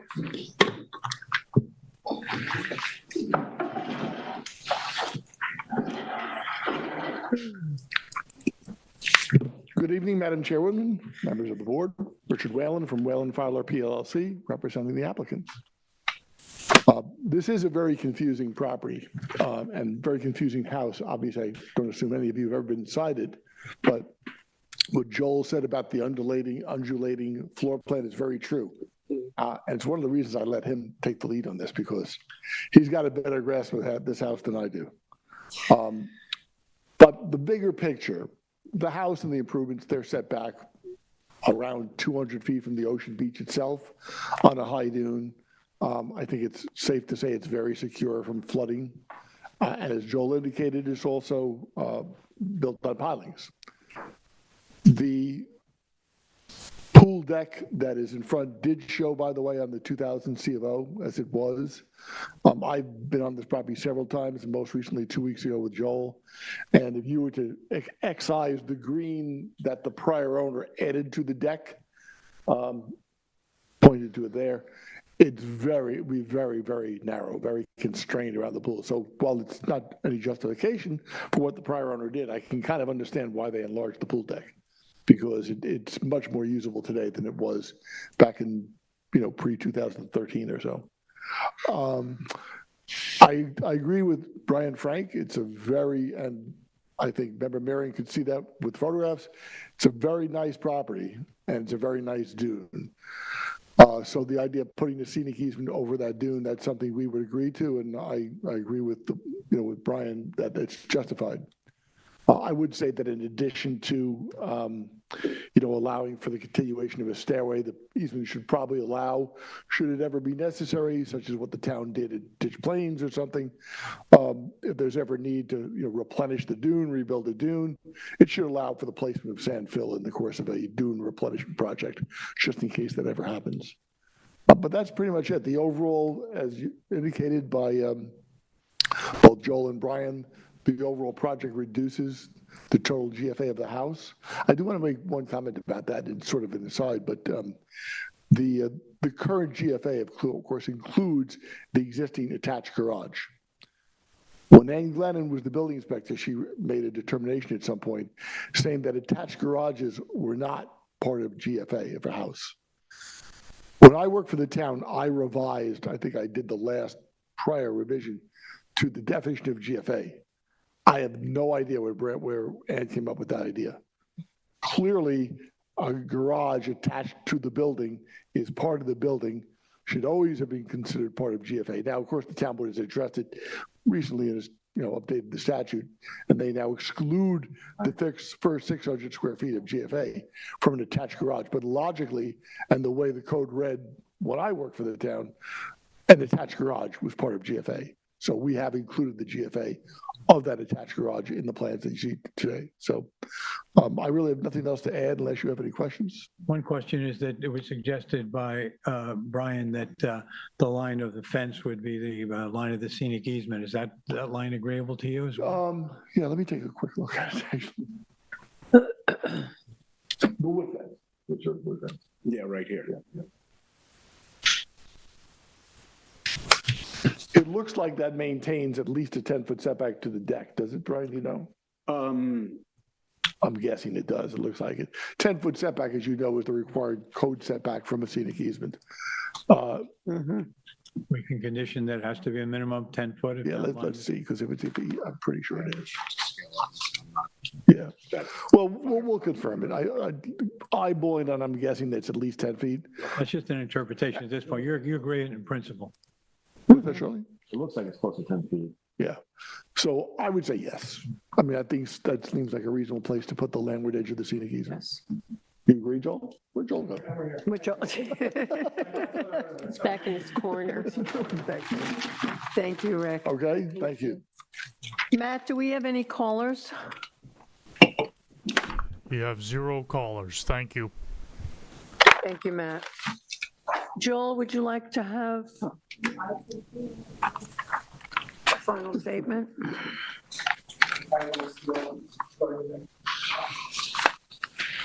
Joel, again. So I have nothing more to add. I just did want to confirm that that deck was on the 2000 CO. I was trying to find older versions of the CO or old aerials to show where the deck, when approximately the deck. I know it was there in 2010 because that's when the enlargement took place. I didn't search the deck pre 2010 because I've always seen it on the CO, so I never really questioned it. So I have no real answers as to the genesis of that deck. That's it. Thank you. Member Mary, do we have a motion to close the public hearing? Thank you. On record. In the matter of 65 Dunes Lane LLC, 65 Dunes Lane, Amagansett, Suffolk County Tax Map 300-129-2-21, I make a motion to close the public hearing and the record. Second. Concur. Concur. Good night. Okay, let me just put this away.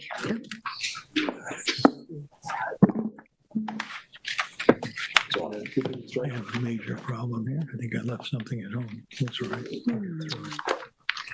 Okay. Lozenge. We move on now to post-hearing decisions.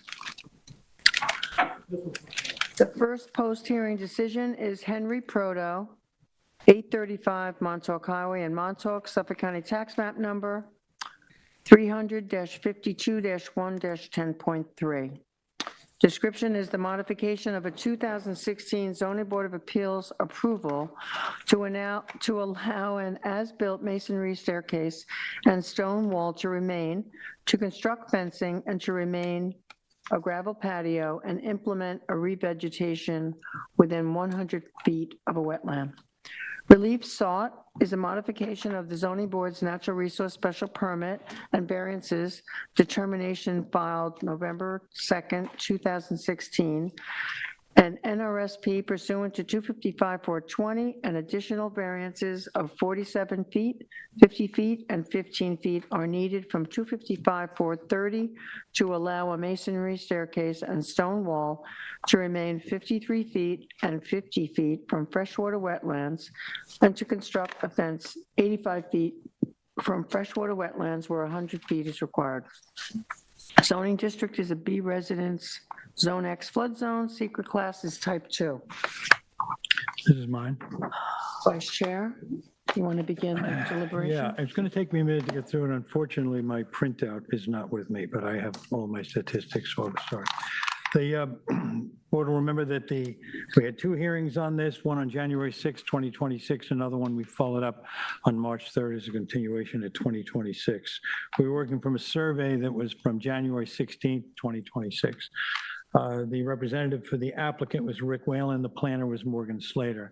We got engineering reports from TF Engineering on 2/13/26 and 2/17, February 13th and February 17th. One was a follow-up. David Rhodes discussed a drainage plan that was of major concern. I want to stop now and just go back a little bit about the history of this before I go into how our decisions were made. This has been in front of us more than once. We have several board members here who were part of previous decisions. We know that when it first came to us, it was for approval for a staircase on the north side. That's one of the variances we're looking for approval, an NRSP. and a stone wall, which was in contention, whether it was a wall or a pile of rock, but either way, it was a structure that went from the west along the north side back down to the driveway. That stone wall and the staircase were clearly built without the benefit of a building permit, and so we reacted to that in earlier presentations by the applicant, where he was merely looking for a relief in that area, and that was denied. Later, it was represented with new representation, and they came with some other ideas on how to possibly mitigate the structures that were constructed earlier. Along those lines, it was stated by the planner that one of the major concerns from previous denials was for the potential for the wetlands to have a fair amount of surface water runoff, as well as the next nearest neighbor, which was to the west. What can be done to ensure that we do the best with the surface waters, rainwaters as they occur. If we go back to 2016, when the house was approved, we know that there was some effort to get it approved at that part on part of the applicant, because it sits at the top of a hill, and there were lots of challenges, including how to best set a septic system. That septic system was eventually set to the south of the house with a 6-foot-high or approximately 6-foot-high retaining wall, and that retaining wall figures into some of the logic and the potential mitigation on this one here. That history behind us, knowing what was in front of us and knowing what had gone on and knowing that there has been some denials, this new application has to be considered on its own merits. And with that in mind, the effort made by the applicant was to have David Rhodes talk to us about what can happen. And he made what was possible here to control as much groundwater, as much surface water as possible. He made a presentation at our on March 3rd meeting, where he talked a great deal about the amount of percentage and the flow of water from every angle on the house coming down driveways, possibly going north to the wetlands, possibly going west to a neighbor. Where is the water going to go?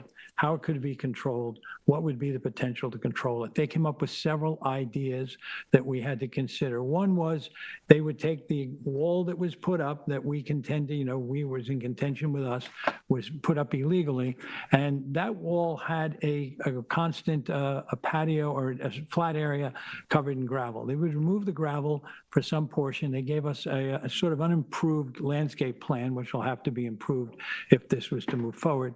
And in that, the gravel gets removed, and they've suggested that 39 bayberry might be planted there. And while you're doing that, let's take that as their suggestion, take that area and pitch it upward so that instead of any water potential there getting out through the rocks, over the rocks, anyway, back down into the wetland or onto the neighbor, it would flow back towards the house. To control that water coming to the house, they would add drainage, they would add drains in various places that would then go back to 2 existing dry wells that sit to the northwest, basically, of the house as it exists, into the largest graveled area. That water then could be controlled in their mind. The water to the south, by David's estimation, would flow then down against the poured concrete wall that was put in to retain the septic system. His logic was that there was not really a chance of the 6-foot-high wall. That water would be retained. That water would then seep down through what is now, you can see, considered to be porous material. They talked about an additional drain down at the driveway because that staircase obviously is a hardened area, and that hardened area would shunt a lot of water into those areas. There was a fairly, it was an extensive presentation and a complete one as far as from the point of view of TF Engineering and what they considered to be a possible solution. We were asked to do it. At that time, the board asked whether or not the town retains a engineering firm, which we could send out TF Engineering's calculations and presentation and see what they would let them have their review. We received back from them, see if I get the dates right here, on March 9th, 2026. I have it right here, March 9th, 2026, yeah. We received back from them comments. There were 7 comments here. Several of them I read through were already included. I think there were just redundancies about what David had, but a couple of the others were ones that in review, And we got a return back on, from TF Engineering, returned back on April 15, 2026. We received it on the 17th, an agreement to the LKMA, which is our consulting engineers, their report. So there was not any difference. There might have been a difference in technique to start with, but they were certainly, TF Engineering was not contesting any of the conclusions that were released by LKMA. So what we have here then is a couple of situations to consider. One is the illegal structures that were put on the site. We certainly had as a board, had a strong reaction to those more than once. They've been in front of us several times. But with this new presentation, they presented what can we do about mitigating water flow, protecting the wetlands, and protecting the neighbor. Where can that water go? Can it be done? We all assert on the board here, we're not engineers, and that's why we wound up with 2 engineering reports to consider. They were both extensive. I think they were comprehensive.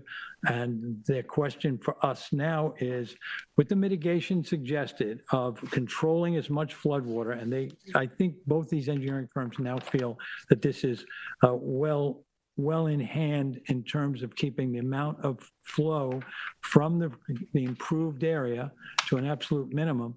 Since we have 2 forms of confirmation on that, this seems like a successful effort to control water. And then what are the mitigation of, is yet to be approved, but it's heading in the right direction. The buffer with the pitch back towards the drains, hoping that any of the other areas that show the greatest concern for us environmentally will be protected. Is this enough mitigation to allow for the sizable staircase that runs on the north side of the house and the stone wall, which includes some very large stones, and probably a 3.5 to 4 foot drop on the west side?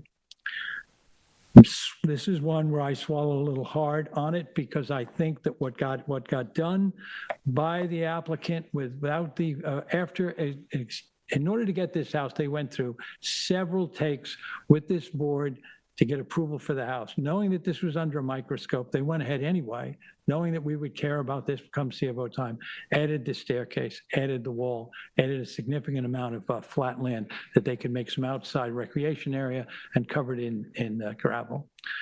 But I must say that if we look at this fairly and we come back around and say, what is the net gain for the parcel, for the town, for the environment here? If we're shunting water to places where we think it can be controlled, if this mitigation of adding additional vegetation is something that is acceptable to the planners, and I just want to read, and I'm sorry, I don't have my typed notes, but there's an important line here from a memo from,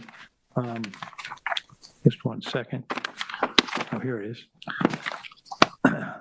This is a memo from February 20th, 2026 from Morgan Slater's desk, and it says the planning department has reviewed this submission and does not object to the proposed mitigation as planned. The planning board has looked at this, I guess, as objectively as they can, looking at the mitigation that's proposed, looking at the appurtenances that were added to this. They feel this mitigation warrants serious consideration by us. One other factor that enters into this, and this was something that was raised by the chair, I think in a previous case at one point, we asked ourselves, the staircase was not part of a presentation in 2016, but if it had been, could we have considered it a serious environmental danger? Would it have stopped that application, or would it have gone through? We have no way to answer that. We have no idea what that board was thinking. But if we want to review it coldly now, as much as I find it frankly offensive that this was done, nonetheless, it's very possible that that staircase would have been approved in my mind, because I don't know that I could directly associate that with potential damage to the north, which is slightly higher ground, and with the protection that was already offered in the original approval. So that's a long way around to say that understanding what we had to go through with this, understanding what they're looking for, and looking for the NRSP approval on this. What are we doing to benefit the environment as a whole and the demands of the town as set out by the code? Have we achieved enough here? Have they achieved enough in their proposal to allow us to say that this rises to the level that will allow for the approval of an NRSP? I think it does. I reluctantly say that. And I also think that if we look at the variances that are required for the staircase and for the wall, that given what our net gain potentially here is, I think that I can say it rises to the point that I think the mitigation is enough to allow for me to say that I will approve the variances. And I will say, this is one where we had to look at it as objectively as possible because there were many aspects of this application that did not set well, I know, with many on the board. So I'm moving forward, surprisingly, by approving this entire application. Thank you, Vice Chair. Member Berger? Okay, thank you for that presentation. I was on the board in 2016. I think it was one of my first ones. I agree with Vice Chair Johan on the runoff, the situation of the runoff, the information that David Rhodes had presented to us. He gave us the significant runoffs on his chart. I don't have it printed, but I have the numbers written down of the improvements after the re-veg offer and what that will mean with the runoffs to the wetland, to Montauk Highway, to 64 South Essex Street, and to 68 South Essex Street. And the percentage increase of 216% increase will be held on site overall in the runoffs. That number, is a very nice number. As Member Johan had said, LMK, I forgot it right, LMKW, really pretty much coincides with that slightly differently. So I agree about the NRSP. I disagree about the stairway. I am still denying the variance for the stairway. I think it was, it was not in the original application. The original application was dicey as it was, and the board did approve that application, even though the planning department, even though it didn't recommend a hard denial on it, they still told us that it wasn't a great application, but we went ahead and approved it anyway.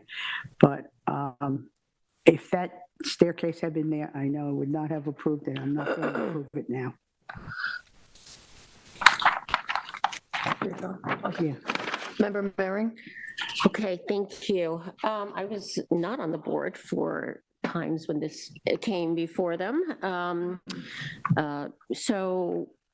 However, I am going back and looking at these elements were done, as already been said, without the benefit of permits in an application that had so much review and so much consideration by prior iterations of this board, but they were done anyway. But for me, and I definitely, I was impressed by the lengthy discussion about and the care when looking at the drainage that's being proposed and all the engineering around it. However, I go back to the denials from the prior board, and I'm looking at the sentence that the board, what is it? The board finds that the natural characteristics of the site are such that the unauthorized construction of these structures, which was the rock wall and the filling it, as well as the stairs, It says caused undue disturbance and disruption to important natural features, which would be prolonged with continued use. During the public hearing that we had, the two of them, I did focus a lot on, what has been done to the the topography, the flattening out. And there was really, I think we did discuss that there were other flat areas that were created that gives them space to use outside and such. So even with the concept that the runoff control and the drainage is mitigation to runoff, I don't necessarily see it changing in a way that meets the NRSP standards or the variance standards relative to how this was perceived by prior boards. So I'm going to deny the variance in the NRSP for both of the elements in front of us, this application. Okay, my turn. I carefully reviewed the 7 comments and observations submitted by L.K. McLean Associates DPC on behalf of the town of East Hampton on March 9th, 2026. My approval of this application is conditioned upon the following. Prior to the issuance of any building permit, the applicant shall submit revised stormwater calculations, including drainage areas DD7 and DD2. Those areas are all noted in the drainage and surface flow site plan, which, as per the town engineer's comment, will deem the stormwater retainage system to be adequate. LKMA has also noted that it appears a portion of the driveway is permitting stormwater to run down the driveway out to Montauk Highway. This area should be expanded to be included in the drainage area calculations. There's also a portion of the property along the southern line between the flat yard and the driveway, which should be also included into the driveway drainage calculations. My approval is conditioned upon no building permit being issued until revised drainage calculations and plans addressing these conditions have been submitted and approved by the board's consultants. The drainage analysis provided by TF Engineering recommends that areas adjacent to the rock wall be graded to form a swale that will collect and distribute the stormwater away from the rock wall and back toward the house. LKMA did agree with the approach, but noted that the volume that would be collected should also be considered when sizing the storm drainage pools. The yard drains and HDPE piping should be shown connecting to these structures as well. My approval is conditioned upon revision of the drainage plan to incorporate all runoff generated from the areas adjacent to the rock wall, which are now to be proposed to be graded as swales.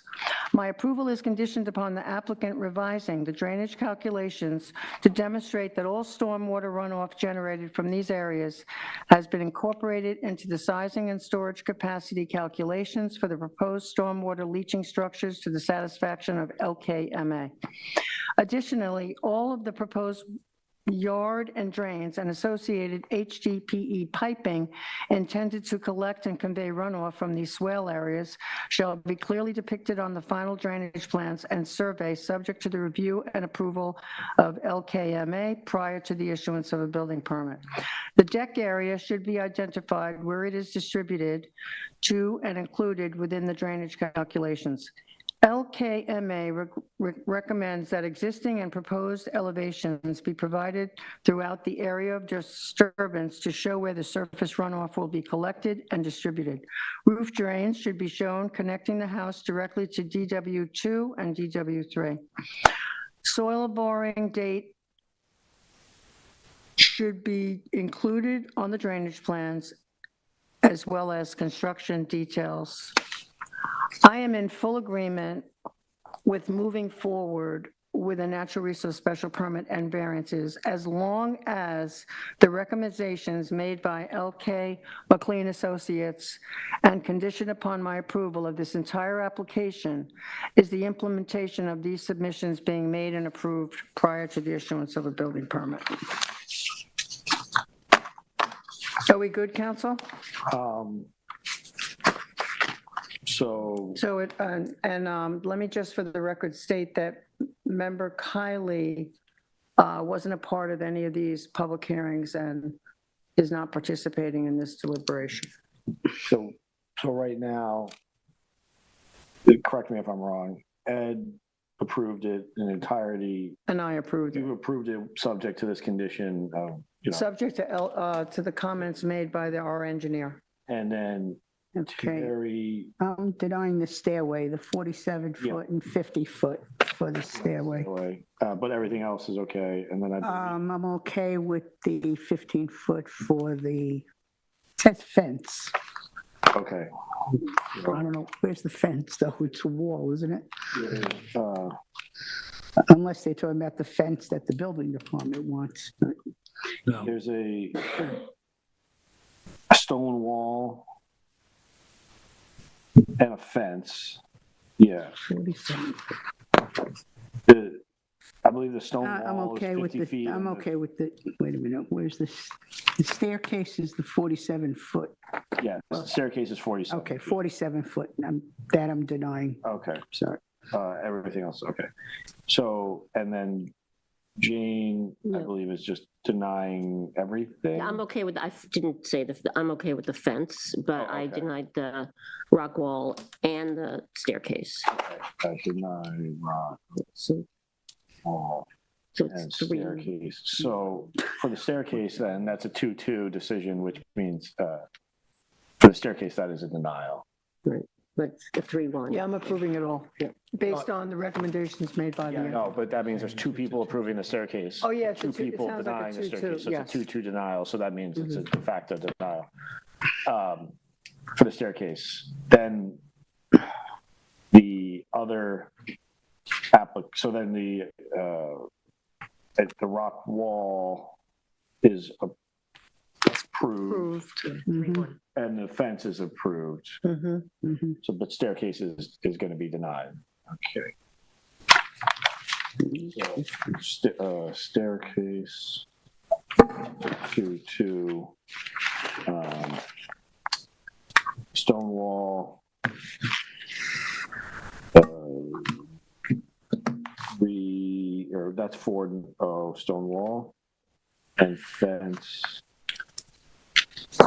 Oh, no, sorry, that's 3-1.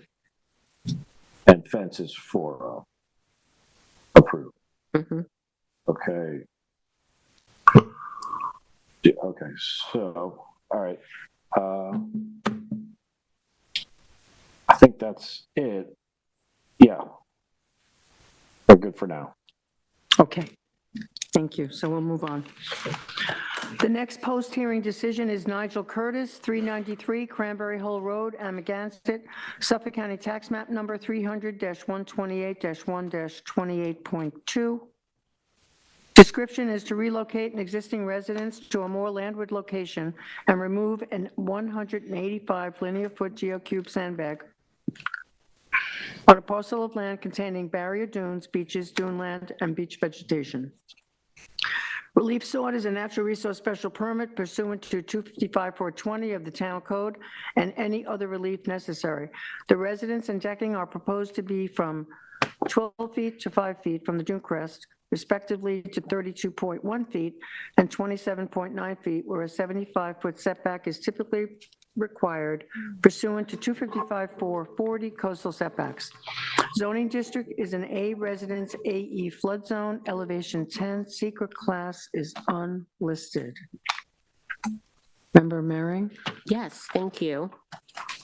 So the public hearing for this application consisted of 2 lengthy, detailed, and interesting and complex public hearings. The first one held on January 12th, 2026, and then a continuation followed on April 28th, 2026. And that continuation, you'll recall, was for the purpose of getting all the documentation for the revision of the house retreat, which I'll talk about in a second, because right before we had that first public hearing, the applicant reading the TAM and responding to it shifted the location of where the house would be moved. I'll come back on that. And the other thing we needed was, the board wanted more methodology around the removal of the geocubes, the restoration of the dune, more about the process of moving the house, and various actions about how things would be staged. At both hearings, Mr. Andy Hammer represented the applicant, Brian Frank represented the planning department, and in addition, Karen Hogue of Toomey Latham Shea spoke on behalf of the direct neighbor to the west at 383 Cranberry Hole Road. I think the applicant, that property owner's name is Mr. Saul. In addition, not in the first, but in the continuation, Billy Mack of First Coastal spoke to flesh out more about the protocols and the strategy for the geocube removal and the Bluff Beach restoration. Mr. Curtis spoke briefly on his own behalf at the first hearing, and he stressed that he was aware that the bags are deteriorating, that he doesn't want this to be another 5 to 8 years of planning, and he said he understood the matter of urgency to get the house moved back as soon as they can. However, he did stress that from his perspective, he saw no possibility of taking the bags down first before retreating the house because of concerns that there could be an event, and we know where the water is sitting relative to these bags. So that was his position.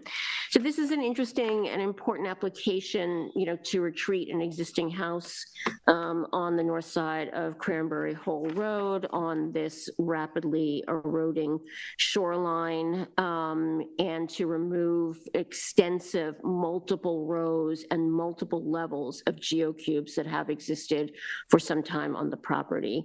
And, it's made clear, as we know, in the CART plan, this is one of the most quickly eroding shorelines in the town of East Hampton, and was discussed, the CART plan, the LWRP, the town's comprehensive plan, et cetera, all stress the need to prioritize retreat from quickly or volatilely eroding coastlines. The application was a result, I believe, of a stipulation related to a prior or Article 78, and that's how this came back to us. The January public hearing. So originally, the application was to retreat the house both from, I'm just going to say that's currently in the northwest quadrant of the property, to retreat it more sort of to the southeastern quadrant of the property. But as was mentioned, the TAM was very clear that the better location for the house would just to be really retreated forward, kind of putting it in that southwestern quadrant. And there were numerous reasons, including that the elevation on that side of the property is about 4 foot higher than on the eastern side. It also would do more to conserve and preserve the dune land that's sort of untouched, they're pretty much untouched right now on the eastern side. And also there's just a lot more scour that's been going on the eastern side. And as mentioned, the applicant did agree to that, and so had come back, with the new thing. And I guess, the way the application is noticed and was read again, I think it said that it would be 32 feet from the bluff crest, and I don't know, the dune crest, I don't know if we have the exact number now. I think it might be 37 feet. So I think it improved also modestly in terms of its setback. The applicant also made the decision when he came back again, to consolidate the driveway, and to note this house is also being raised to meet the FEMA elevation. At the first hearing, there was some back and forth about whether the new standards of FEMA that looks for 3.5 feet of freeboard versus 2 feet would be needed, or if they'd be grandfathered. I think when they came back to us, they just agreed that they would do to raise the house to be compliant with the newer FEMA standards, and they've made some adjustments to the roof to eliminate the need for what would have been a height variance otherwise. And the front line setback, I believe, is 30 feet, and they're also agreed to realign the walkway down to the beach to make it horizontal. I know Brian Frank also recommended that the bottom part of that stairway would be retractable. I don't know if that was agreed to by the applicant, but we did agree that the reconfiguration of that, the steps down to the water over what will be vegetated dune and a bigger dune is about as good as it can be. And also it was found that the position of the septic system as proposed now is in, I think, the best possible location. Before I get to some of the issues that came up about, there's a lot of different sort of complex issues to balance, I do want to say I am approving for the house, the retreat of the house, and the structures that go with it. I'm approving the variances as well as the natural resources special permit for that. So this is the minimum variance. I'm sorry. I'm sorry. So you're. I'm just starting right now with the house I know, itself. so I'm Yeah. just saying, so you're going with the western portion that the planning department recommended? Oh, yeah, and that's, Yeah, that's what the what app, I'm sorry, yeah, I that's just what the want to be applicant. clear on that, yes. So, yeah, what came back. The only thing I'm not sure about is exactly now the variance to the, I'm just because trying it to be, changed a bit. Yeah. to be clear myself. 40 is what I have written down. I have approximately 37, I have 40, I don't know, Yeah, but yeah. it's improved also, from the first application. And so I'm approving the NRSP and the variances that the relief requested for the moving of the house and where the driveway is positioned, obviously the septic system and things like that. I think that this is not a self-created issue in that the shoreline is receding. They're moving it about as far forward as they can and still meet those front yard setbacks and have room for the septic system. So I think it is the minimum variance necessary, although it is still a substantial thing. I don't think moving the house forward will have an impact on the character. In fact, it's not unlikely to believe that there hopefully will be more retreats. The board had already approved one house retreat on Cranberry Hill Road, although it didn't happen. The house is not being made bigger. So all in, I believe that it meets the variance standards. And in terms of the NRSP for this, it improves the environmental, conditions by retreating the house. And again, I think it's compatible with, with the character. So now this dovetails into the removal of the bags. And, there are a number of things. So needless to say, the wish and desire and everything from our planning department is to see those bags removed as soon as possible.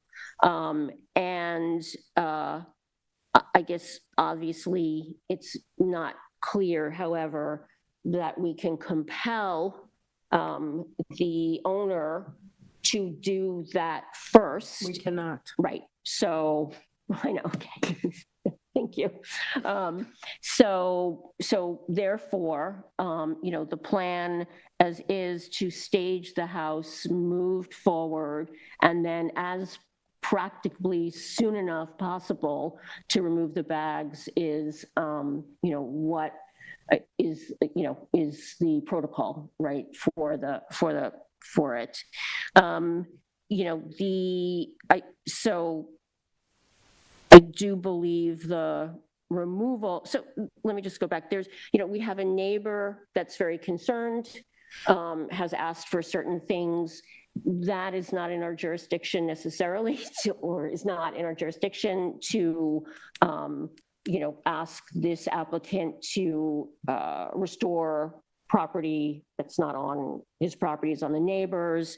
Those are something that will have to be worked out, I guess, amongst themselves. In terms of the timing overall, we also can't compel the whole thing, the whole application to, if it's approved, right, to take place ASAP, because the application, our approval would be good for 3 years, and there's still other permits to get and things like that. So there are a number of moving parts. The issue, and then still understanding, even with all the protocol, right, exactly what's going to happen when these bags, come out, and what will happen. But all in, the NRSP, I know that the neighbor is concerned that the removal of the bags, if not done a certain way, will be a detriment to his property. However, just from the NRSP standards, I think it meets the standards, because it actually creates a very great environmental benefit to have that dune land restored, have those bags removed, get rid of the ongoing scour, all those things. So, so I think it meets all the NRSP standards. So I'm approving the whole application. Yeah, that's where I am right now. Thank you. Member Berger. Okay. Well, thank you for that thorough description. Okay, per the planning department, and with the change of the house structure going to the west, the survey I'm looking at is January 16, 2026, the revised site plan. I'm approving this also. Brian testified that it is the best location for the relocation. They moved and they shortened the driveway. All the residential items in this are satisfactory. He did want, I think, on a CT1 sheet, a slightly enlarged, I don't know if that was up there, slightly enlarged on the east end, more protection of the property. So the move back, I have in my notes written approximately 40 feet for the residents and about 30 feet for the decking. And I'm approving those variances, as well as the natural resources special permit for the house. As well, I'm approving the entire application. Already discussed was that we really can't say that we could have the geocubes removed before the house is moved. Obviously, there's a danger with that and not safe. There was some question, I guess, as to, we don't even know exactly how many geocubes there are on this, and all of that, I guess I don't know if there'd be a plan for that, that we would even be able to see before this all happens. So I'm also in agreement, with the changing the stairs to be parallel to the dune itself. And overall, I'm approving the entire application. I think it meets the standards, NRSP standards, and the standards for the variances. Thank you. Member Kiley. Thank you. I will approve this application as it stands. I think it's the best case scenario. It meets the standards. I am a little curious about the deconstruction of the GO2 barrier. I would like some more clarification on that and establishment. I have a speech I'm going to give about that. So, She has a speech. other than that, I approve the application as it is. Vice Chair. Yeah, this is an application that's been, this is a project that's been in front of us before. There's been a lot of conversation. The geocubes is a hot button item for us in the town. Wherever they are, we want to know when they can be They're removed. These have been here for 8 years. During that time, there's been several efforts to see that they are removed. There was an effort on the part of the applicant to come with us with various other ideas. Finally, this idea has come for us, and I agree with my fellow board members. This is a positive perspective on what to do with this very endangered and threatened spot, this location for the house. House is moving landward, of course, and as much as it can without requiring additional relief on the roadside, which is a net positive, of course. The reduction in the size of the driveway was mentioned by Member Berger. I think that the location of the septic system, the location of the driveway, the location of the house is all in the best possible location. The large issue here always was, starting out, was, are we going to remove these sandbags? I remember Kylie wondered, we're just questioning how we're going to remove them. I will say, we did get a presentation and we did ask some of those questions. And during that time, we were told that the sand was going to be manually removed, stayed in place and used to create a new angle of repose that would then be vegetated with the hope that it would hold up a longer period of time, and that with regular maintenance, with additional sand and possibly new replanting when as needed, you would see some naturalization of that spot, a much superior than having the geocubes. The geocubes that created scouring on both sides of this property, their cubes created scouring to the west, but a house that was just up the beach from them to the east created scouring on the Sirota side.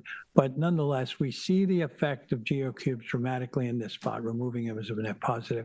I think that there was enough discussion for me to be satisfied that they are going to use the material there. The question was asked, would more material be coming in? They estimated, it may not be accurate, but it's a start, that 200 additional yards fill would be needed to create this angle of repose. Whether or not there's another lower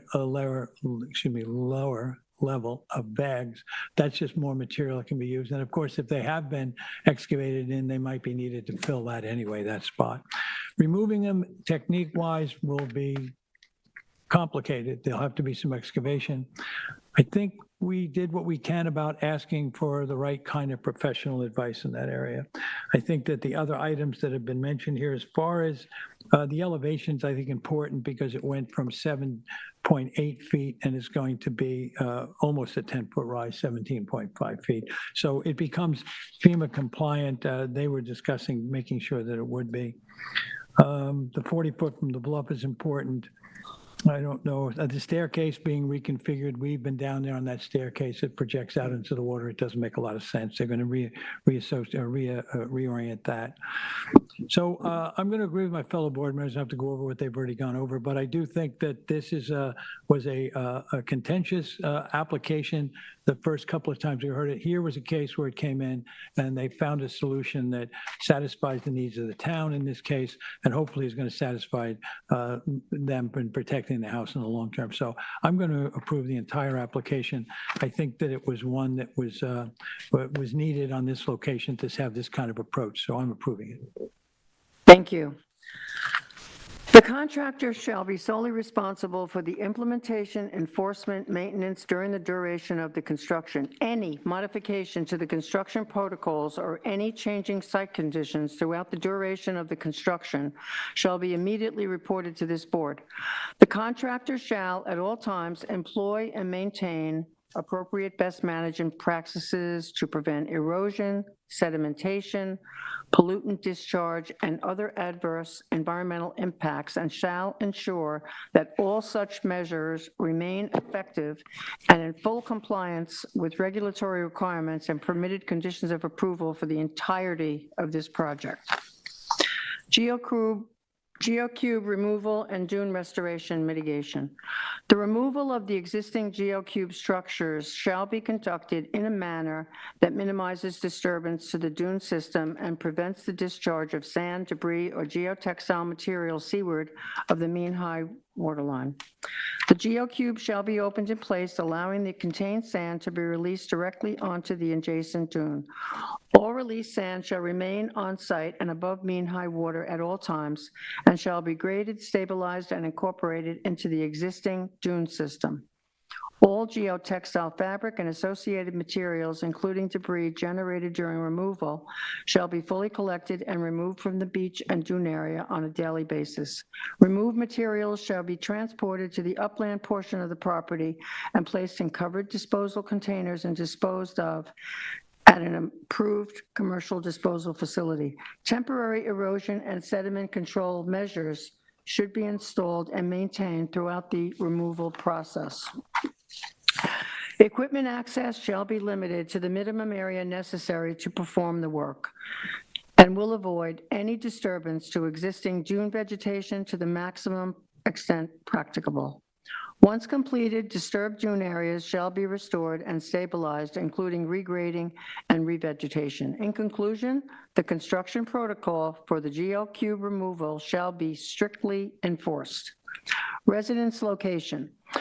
The residence was proposed to be moved to the southwest corner of the property where it was proposed there to comply with minimum street, rear yard, side yard, and relative height and maximum height setbacks. It does remain the opinion of the planning department that the western portion of the property is where the residents would be best protected, since this site is in an AE10 flood zone, and the western portion of the property is located farther from the most severe shoreline scour, and I agree with this. Reconstruction of the walkway to the beach. As a condition of approval, the proposed beach access walkway shall be redesigned to accommodate the elevation changes associated with FEMA compliance, and the northern terminus of the walkway shall remain oriented parallel to the dune. In conclusion, I am approving this application. I'm approving the landward relocation of the residents, the removal of the entire GeoCube revetment coupled with the restoration of the shoreline as soon as possible, and reconstruction of the walkway to the beach. Thank you. One thing I want to bring up, and I think we should address it probably before we close tonight. This was changed to, it was originally an type 2 action, but then we changed it to an unlisted action. So we need to do a secret. I don't believe we ever declared, what the secret determination would be. I think we kind of just did, but I want So to, now it's an unlisted? it's unlisted. We had the EAF, so we would need to the motion to this an unlisted action pursuant to the. well, it's already been unlisted, so now you guys got to weigh in on the secret. Yeah, I know, I saw that. Okay. Can I? So, in other words, do we all agree? Or, well, are you going to adopt a positive or negative declaration pursuant to secret? Or doing that tonight? Yeah.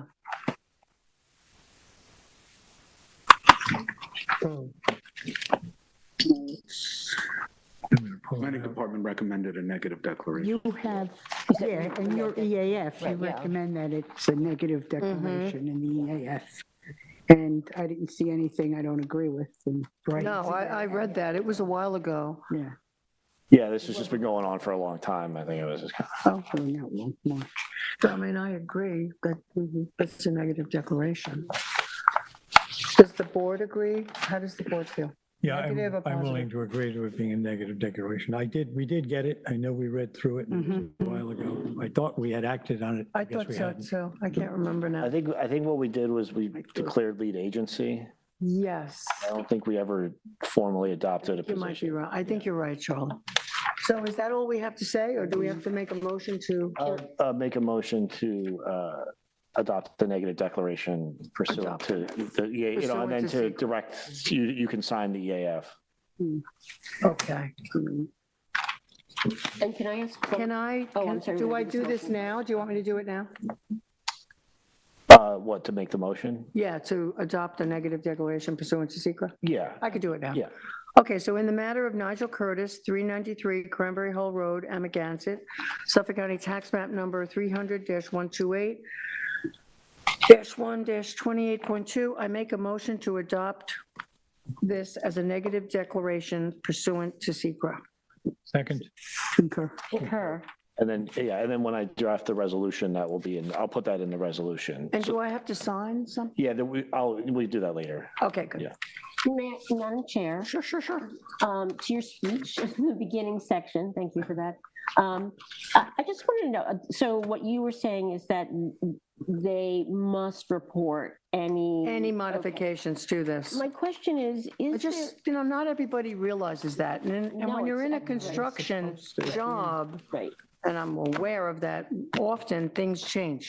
And I think in this particular case, we should be really strict They about don't that. know what they're going to find. when they Well, open the they bag, have to come back to us. So my question is, just extending that, is there a process where there's any inspection that goes on by let's say the planning department as this process is ongoing when they start removing the bags? So obviously we want them to report to us, but what is I don't know how long this whole restoration and removal of the bags will take. So I didn't know if there's any protocol for actually continuing to look at what's going on especially when they're working on the bags in the shoreline. Well, I think once they're issued a building permit, the building department will. Brian, does it require an inspection to see that the bags have been properly removed, or are we trusting that before it gets? What you could in do the is you hands of could the building require department? notification to the board 3 days prior to the commencement of removal. Yes, we have done that in the past. That's Oh, the right. wording too. You generally do that on coastal construction. Mm-hmm. That's very good, Brian. Thank you. So I could add a condition. Mm-hmm. That could Notifying. be as a condition. And you're right, we've done that before. Very good. All right, so are you good, counsel? Yeah. All right, where are we? All right, well, we have one more. I'm jumping ahead. One more. Okay, If we just want- give I me mean, one we second. We can push it if you guys want. We don't have to do it today. I'm ready. Is everybody ready to do the If next you want one? to do it, we can do it. I'm just saying, if you'd rather push it, we have time.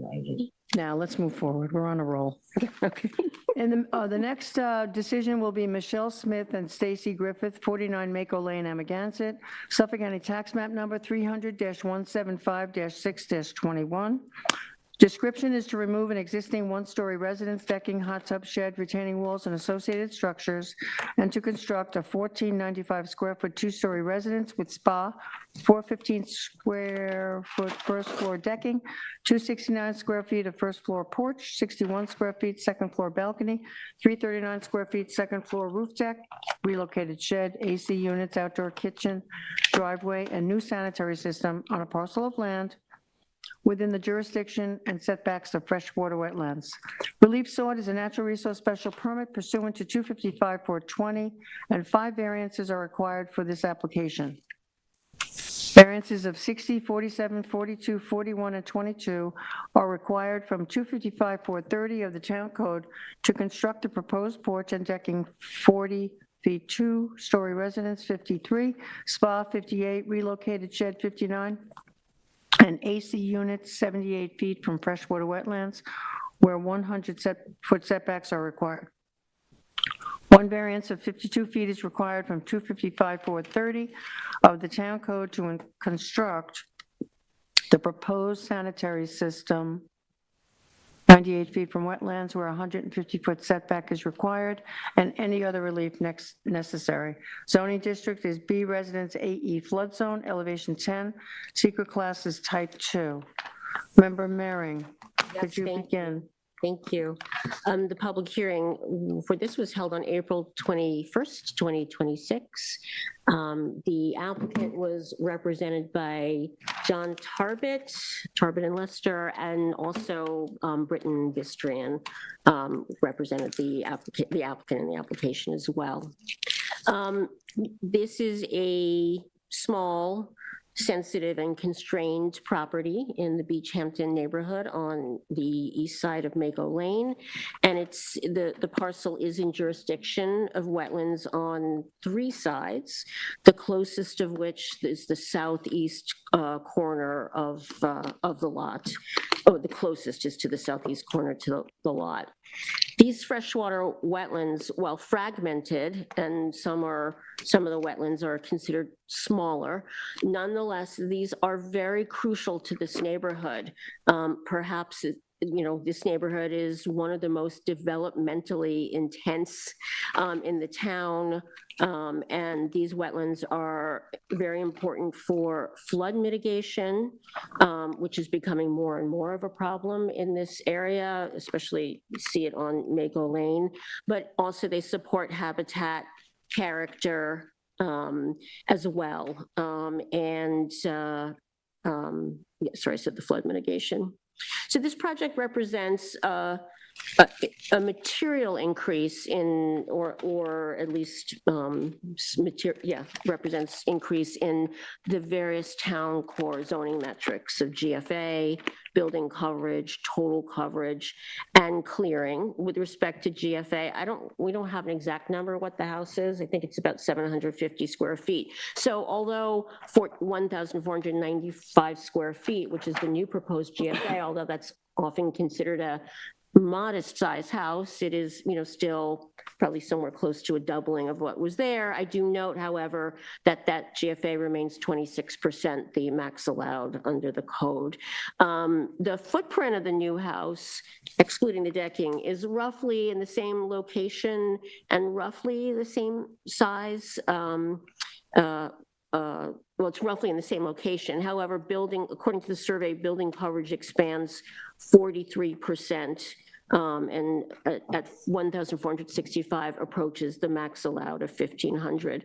Total coverage is expanding 13%, remains below the max, and that relates to the increase of the decking on the rear side of the house. The final clearing, I believe, expands to 3,671, up from 3,252. We'll talk about revegetation that's proposed in a moment. And I think so we have a survey. Did I say the date of the survey? 9/2/2025. There was also at the hearing, the survey was overlaid with an extra area of buffer to be created. So I don't know if we know what the final re-veg number is going to be, but there is re-veg. One of the things that I was concerned about during the public hearing was what would be the effect on the dune. It's pretty significant, not a huge area, but really nice dune land topography on the south. On the northeast corner of the lot. I was happy when we heard both Mr. Torbett and Britton Bistrian say that it's going to be a very shallow drain field. They're respecting the topography. They'll beach veg, on top of it. So that allayed some of my concerns about, impact to the natural resources and the character. This is expanding from 2 bedrooms to 3, but the upgraded septic is required for the development, and that is also considered to be in the best location that there could be on the setback. The other things that changed a bit, the survey that we have showed the existing driveway to be, quote, reduced in size, but it was agreed 100% that will be removed, and the driveway will be on the south side of the property.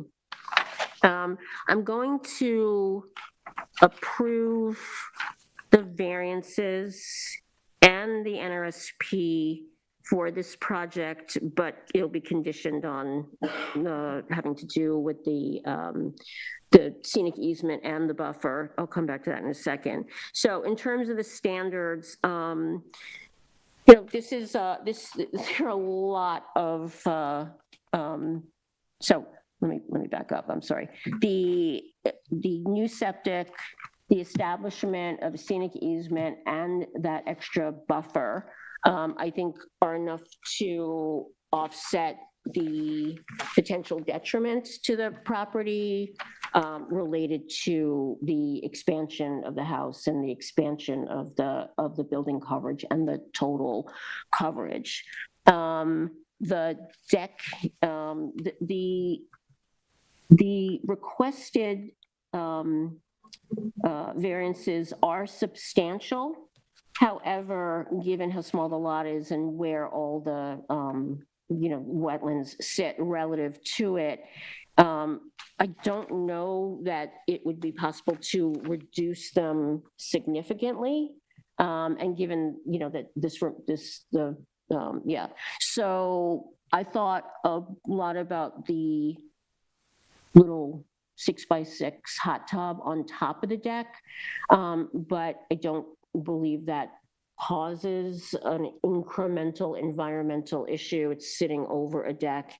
And again, I think the deck is probably in the best position that it can be.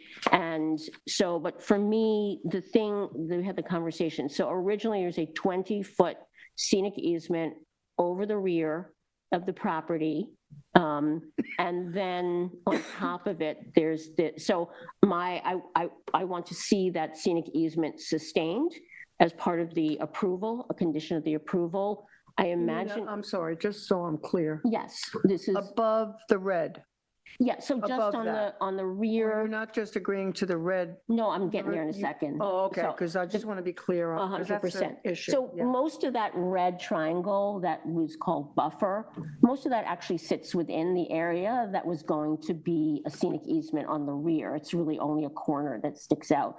But I do think the protection of both this extra buffer as well as a scenic easement on the rear is important because the scale of the expansion of the house and the magnitude of the variances that are being approved. So the applicant, not putting words in their mouth, they seem very amenable to retaining that 20-foot scenic easement and agreed to the buffer. I assume the buffer is the place where it's a more substantial and woodier type of vegetation.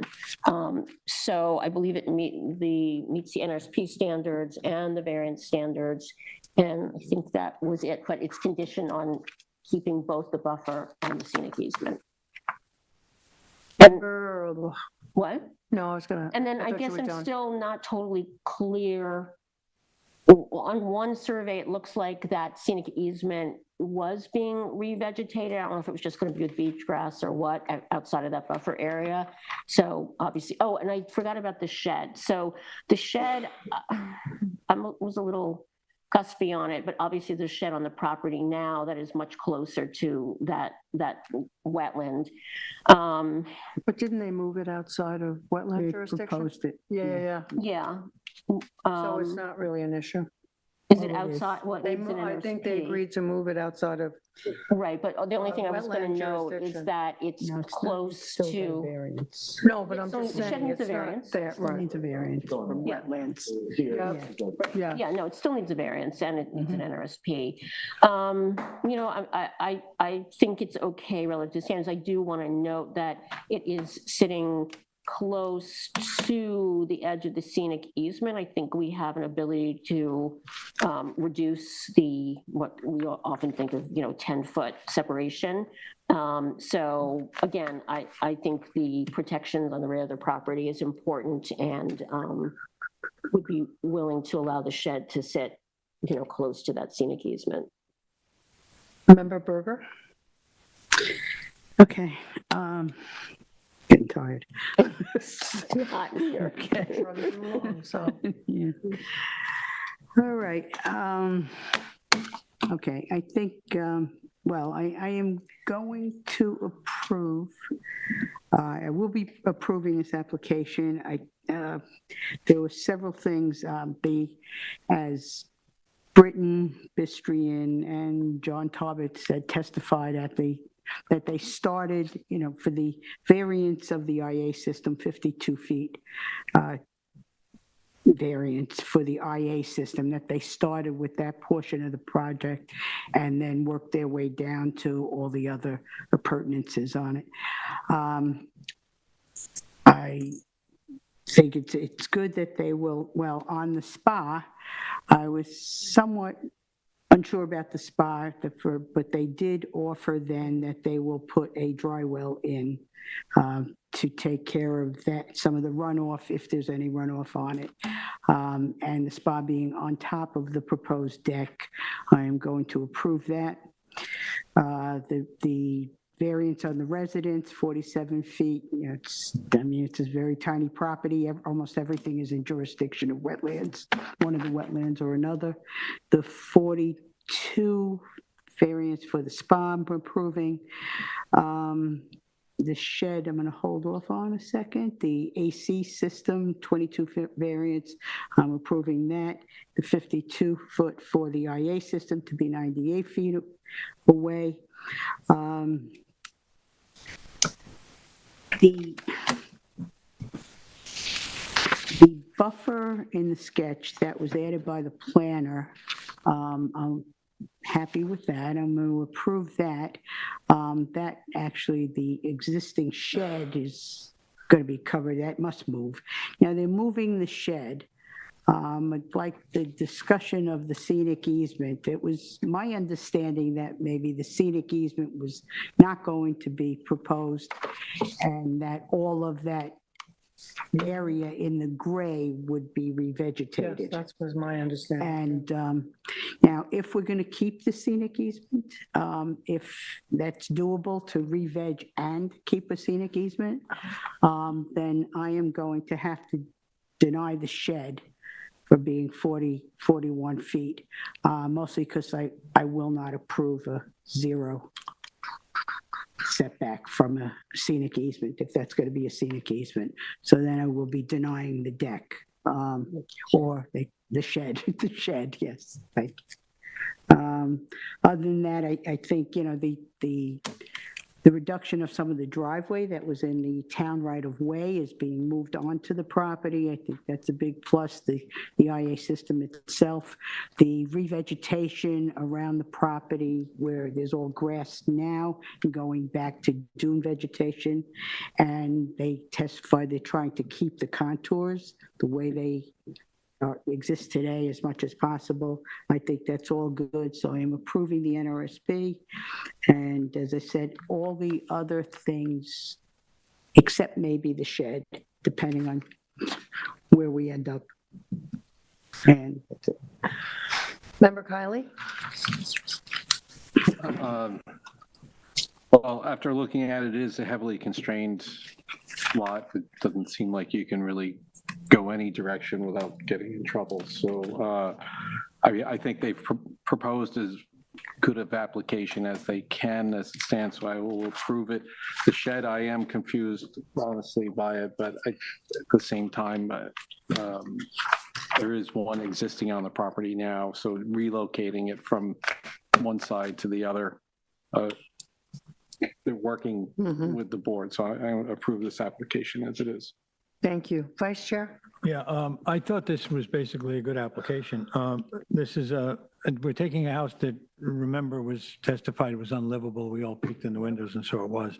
So they're posed with the problem of getting themselves a residence. Now, I know it's increased in size, but the 1,495 square foot house is typical of the neighborhood. I don't think that's outlandishly larger than what's there. But again, very constrained property. It's the size of the property and the location of the wetlands puts any of these that come in front of us requiring sizable, very often sizable variances. I think that the IA system is absolutely one of the big pluses here. We got an IA system in a very sensitive area. I think they put it as far away as they could in the best possible location. I think there was the testimony about using the shallow leaching fields in order not to do the least amount of damage in any depth. They want to reconfigure over, they're going to plant it out. I think they said the right things about that. I think that agreeing to the the shaded area diagonally in the corner, which is going to do the best protection for the pocket wetland, was positive, and I thought it was a good one. I left that meeting thinking that that area would have an easement, and the other 20-foot wide that have originally been proposed would be planted without an easement. So I did not have a problem with the shed, because I'm happy to see the shed move from where it was to the other side of the property, seemingly having setbacks dependent on the contingent on what happens with the scenic way. I thought that the spa being 6 by 6, we weren't asked for an oversized swimming pool. Looking at that, I think asking for that in this location it's a bit of a luxury for sure, but putting in a dry well, knowing that we have a 6 by 6 that can fully go into one dry well without any spillage back into the environment is a positive. Let me just see what else I had here. Yeah, everybody's covered most of it here. I think the 3 wetlands really, the lawn area is to be removed. There's lawn area in the back. They agreed to the lawn area to be removed. We all noticed that when we were there. And that the re-veg across the entire 20-foot back buffer was agreed to by the applicant that night. The discussion of scenic easement aside, that 20-foot across the entire back property line was proposed. I'd like to hold them to that. And I'm happy to have the scenic easement over the shaded area. That discussion can go forward, but I'm willing to approve this application and the NRSP, because I think the net improvements of the IA system here, and I think that moving the parking out of the town right away and onto their properties, so their cars will be out of the roadway, I think is a positive. I thought it was a good application. These are not easy lots to do anything with, and I thought they took a look at the stuff that would be most important to us and tried to react in the best possible way. So I have no problem approving the NRSP and the variances on this application. Thank you. I'm in the same corner as Vice Chair. I think the property, well, I'm not going to repeat everything that's already been said. I have the same exact notes as everybody else. I think, though, the property is more environmentally sensitive now, and the variance requests are not substantial. And I think the application, coupled with the mitigation, has met the standards for variances and a natural resource special permit. So I will be approving the application in its entirety. So What are we approving? What are we doing about the scenic easement? Are we doing the 20-foot wide scenic easement? I thought I could be wrong, because, you get tired. I thought the night of the public hearing, Jake was the one who said he was in favor of the sketch proposed before us and that the rest of the area would be revegetated. That was what I took away from it. That's what he did say. That's what I would, only heard it was going to be. I would definitely be fine with that. I would go along with I'm in favor of the sketch that was proposed by the planning department, because Jake is the one that actually said he didn't feel the rest of it should, could be revegetated. So I agree with the recommendations made by the planning department. So you'd want, just so I know, you're saying the scenic easement over the red, Mm-hmm. and then re-veg the rest. Yeah, well, that's what I agreed to. I don't know what everybody else is agreeing to. That buffer is going to be revegetated too, isn't it? The 20-foot across the back. Yeah. That's going to be revegetated. Yeah. The question is whether the scenic easement extends over the 20-foot buffer or what, yeah, that was the discussion. Are we doing a recorded easement, a scenic easement, conservation easement, or a covenant restriction for a buffer over the red area? And I know the agent, John Tarbert, said he doesn't care if it's a scenic easement or a covenant, but it's not going to be a covenant. Well, we'll leave that up to council, I think. Well, I mean. Okay, so it's not going to be a scenic easement? I just need to know what's what. You guys just tell me what you want. Like, do you want, these are the options I see. There's a proposed 20-foot wide scenic easement on that survey, scenic easement, and they have to record it, do the whole thing. Or a red area, which would be a buffer. That's what the planning department recommended, which is a buffer, which means it's a covenanted buffer. It's not a scenic easement per se, but it's a vegetated buffer, and it would need a re-veg plan and all that stuff. Or some combination thereof. It sounded like they would be okay with whatever, but at the same time, if it's not required, it doesn't, Well, even Mr. Tarbett said that covenants can come and go, but scenic easements are. I did research on that. I don't know. I'm going to go, just so that we could move this along, I'm going to go along with the recommendation made by the planning department, Which is, which he just said, but we're not going to keep repeating ourselves. The planning department said, Yep. due to the small wetland in the corner, if I recall correctly, that the red area that's shaded on this survey, just disregard the scenic easement stuff, just the red area, that would be a buffer, which is not a scenic easement, a conservation easement. right, vegetated buffer. It's a vegetated buffer. There would be, we could put a covenant, they have to file a covenant at the county to saying that that area will need to remain a vegetated buffer with a re-veg, you know, and then, yeah, and then that would be the, and then they would still be re-vegging the property to get rid of the lawn, I believe, as well. They're re-vegging that whole 20-foot deep area. Yeah. So it'd still be, it's South to north. Okay.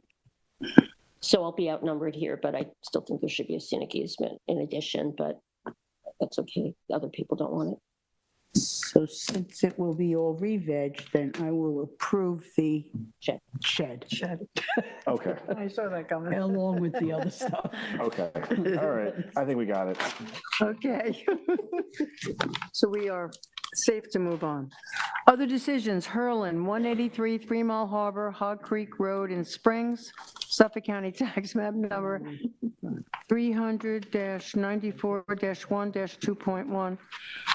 As-built modification of bulkhead. Mr. Frank?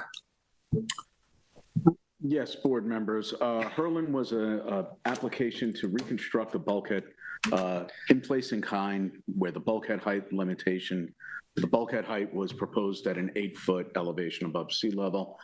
They rebuilt it about 9.5 feet above sea level. They also added a bulkhead cap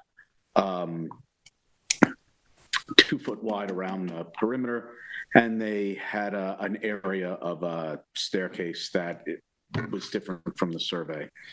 The planning department, the zoning board discussed this earlier in the year when it came in for a certificate of occupancy request, requested a formal modification.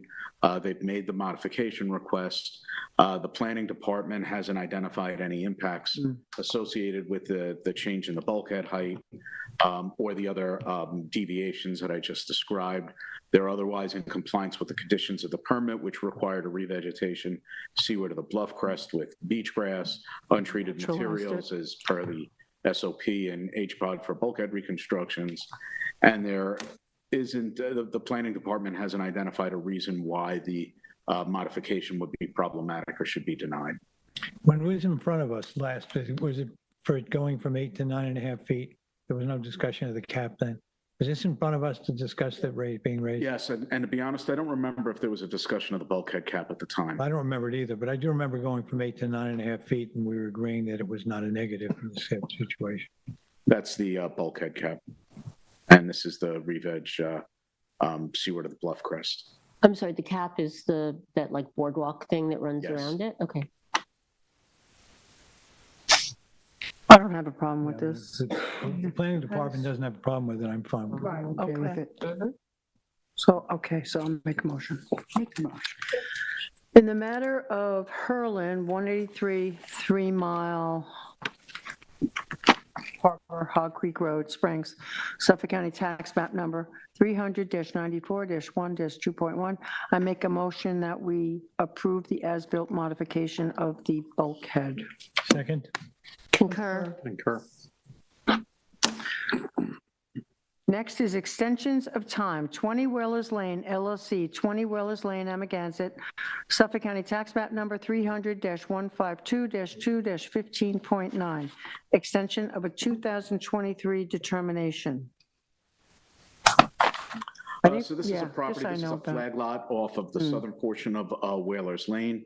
The approval was for additions and to rebuild the swimming pool. There's been no work done on the property since the zoning board's determination was issued. There are no change in environmental conditions. There's no reason to not extend. Right, it's their first extension. Okay. Boy, time flies, right? Right, it does. Should I make a motion? Sure. Okay, with respect to 20 Whalers Lane LLC, 20 Whalers Lane, Amagansett, Suffolk County Tax Map 300-152-2-15.9, I make a motion to approve the extension of the 2023 determination. Second. Concur. Concur. Next extension of time is Tourmalet LLC, 250 Old Montauk Highway, Montauk, Suffolk County Tax Map Number 300-87-3-4. Extension of 2022 determination. Tourmalet is on Old Montauk Highway in the Hither Hill section of Montauk, oceanfront lot, unusual shape. The zoning board approval was to authorize the redevelopment of the property, the demolition of the house, and swimming pool and construction of new residential improvements. Since the issuance of the permit, the zoning board's permit, a building permit has been issued. The swimming pool has been removed. So they're still kind of in the early stages of the redevelopment of the property. But again, the planning department hasn't identified a reason why the extension shouldn't be granted. Thank you, Brian. Continue. I don't The have house a is still problem with it. standing. Excuse me? The house is still standing. Yes, sir. They haven't gone any further than that. Okay, this was mine. Yeah. Anybody have a problem with it? I do not. No. Then in the matter of Tourmalet LLC, 250 Old Montauk Highway, Montauk, Suffolk County Tax Map 300-87-3-4, I'd like to make a motion to approve the extension of time. Second. Concur. Concur. Minutes approval, draft minutes of Tuesday, May 12th, 2026. I'd like to make a motion to approve the draft minutes for the East Hampton Town Zoning Board of Appeals for Tuesday, May 12th, 2026. Second. Okay, concur. Concur. Vice Chair, can you take over the next two because I was not part of the I deliberation? didn't see the other one. Terry, can we borrow I that? see 10 Island. Here, these two. Well, you can do TMT. Okay. I'll give it back. Okay. All right, so first two, Resolutions. okay, 10 Island Road. 10 Island Road, I have it right. Okay, good. Then in the matter of 10 Island Road LLC, 10 Island Road, East Hampton, Suffolk County Tax Map 300-93-3-14. Oh, I should say, I didn't say what it was. This was one where we had, they were asking for a rebuilding of a porch on the roadside of the house. It went down to the water.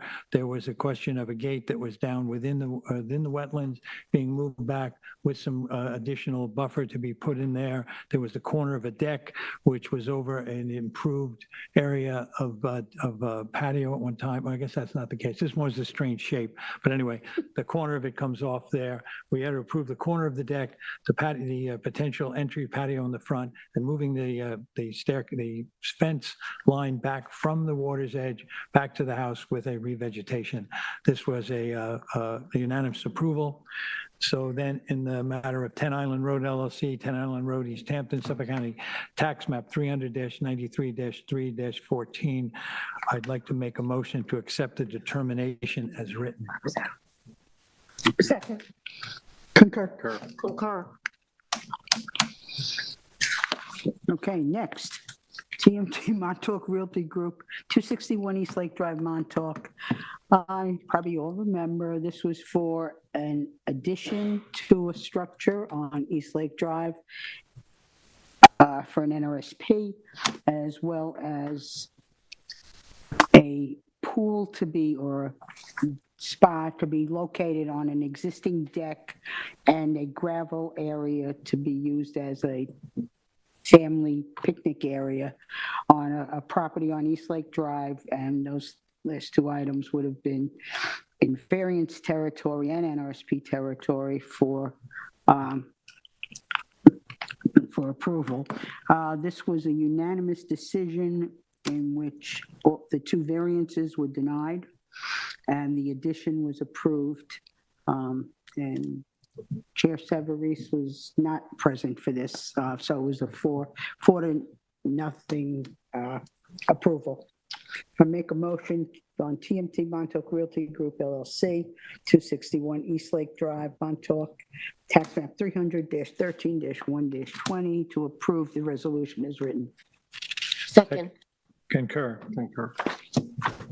Vice Chair, do we have an adjournment? Yes, you do. I'd like to make a motion to close the Town of East Hampton Zoning Board of Appeals public hearing and work session for May 19th, 2026 at 9:36 PM.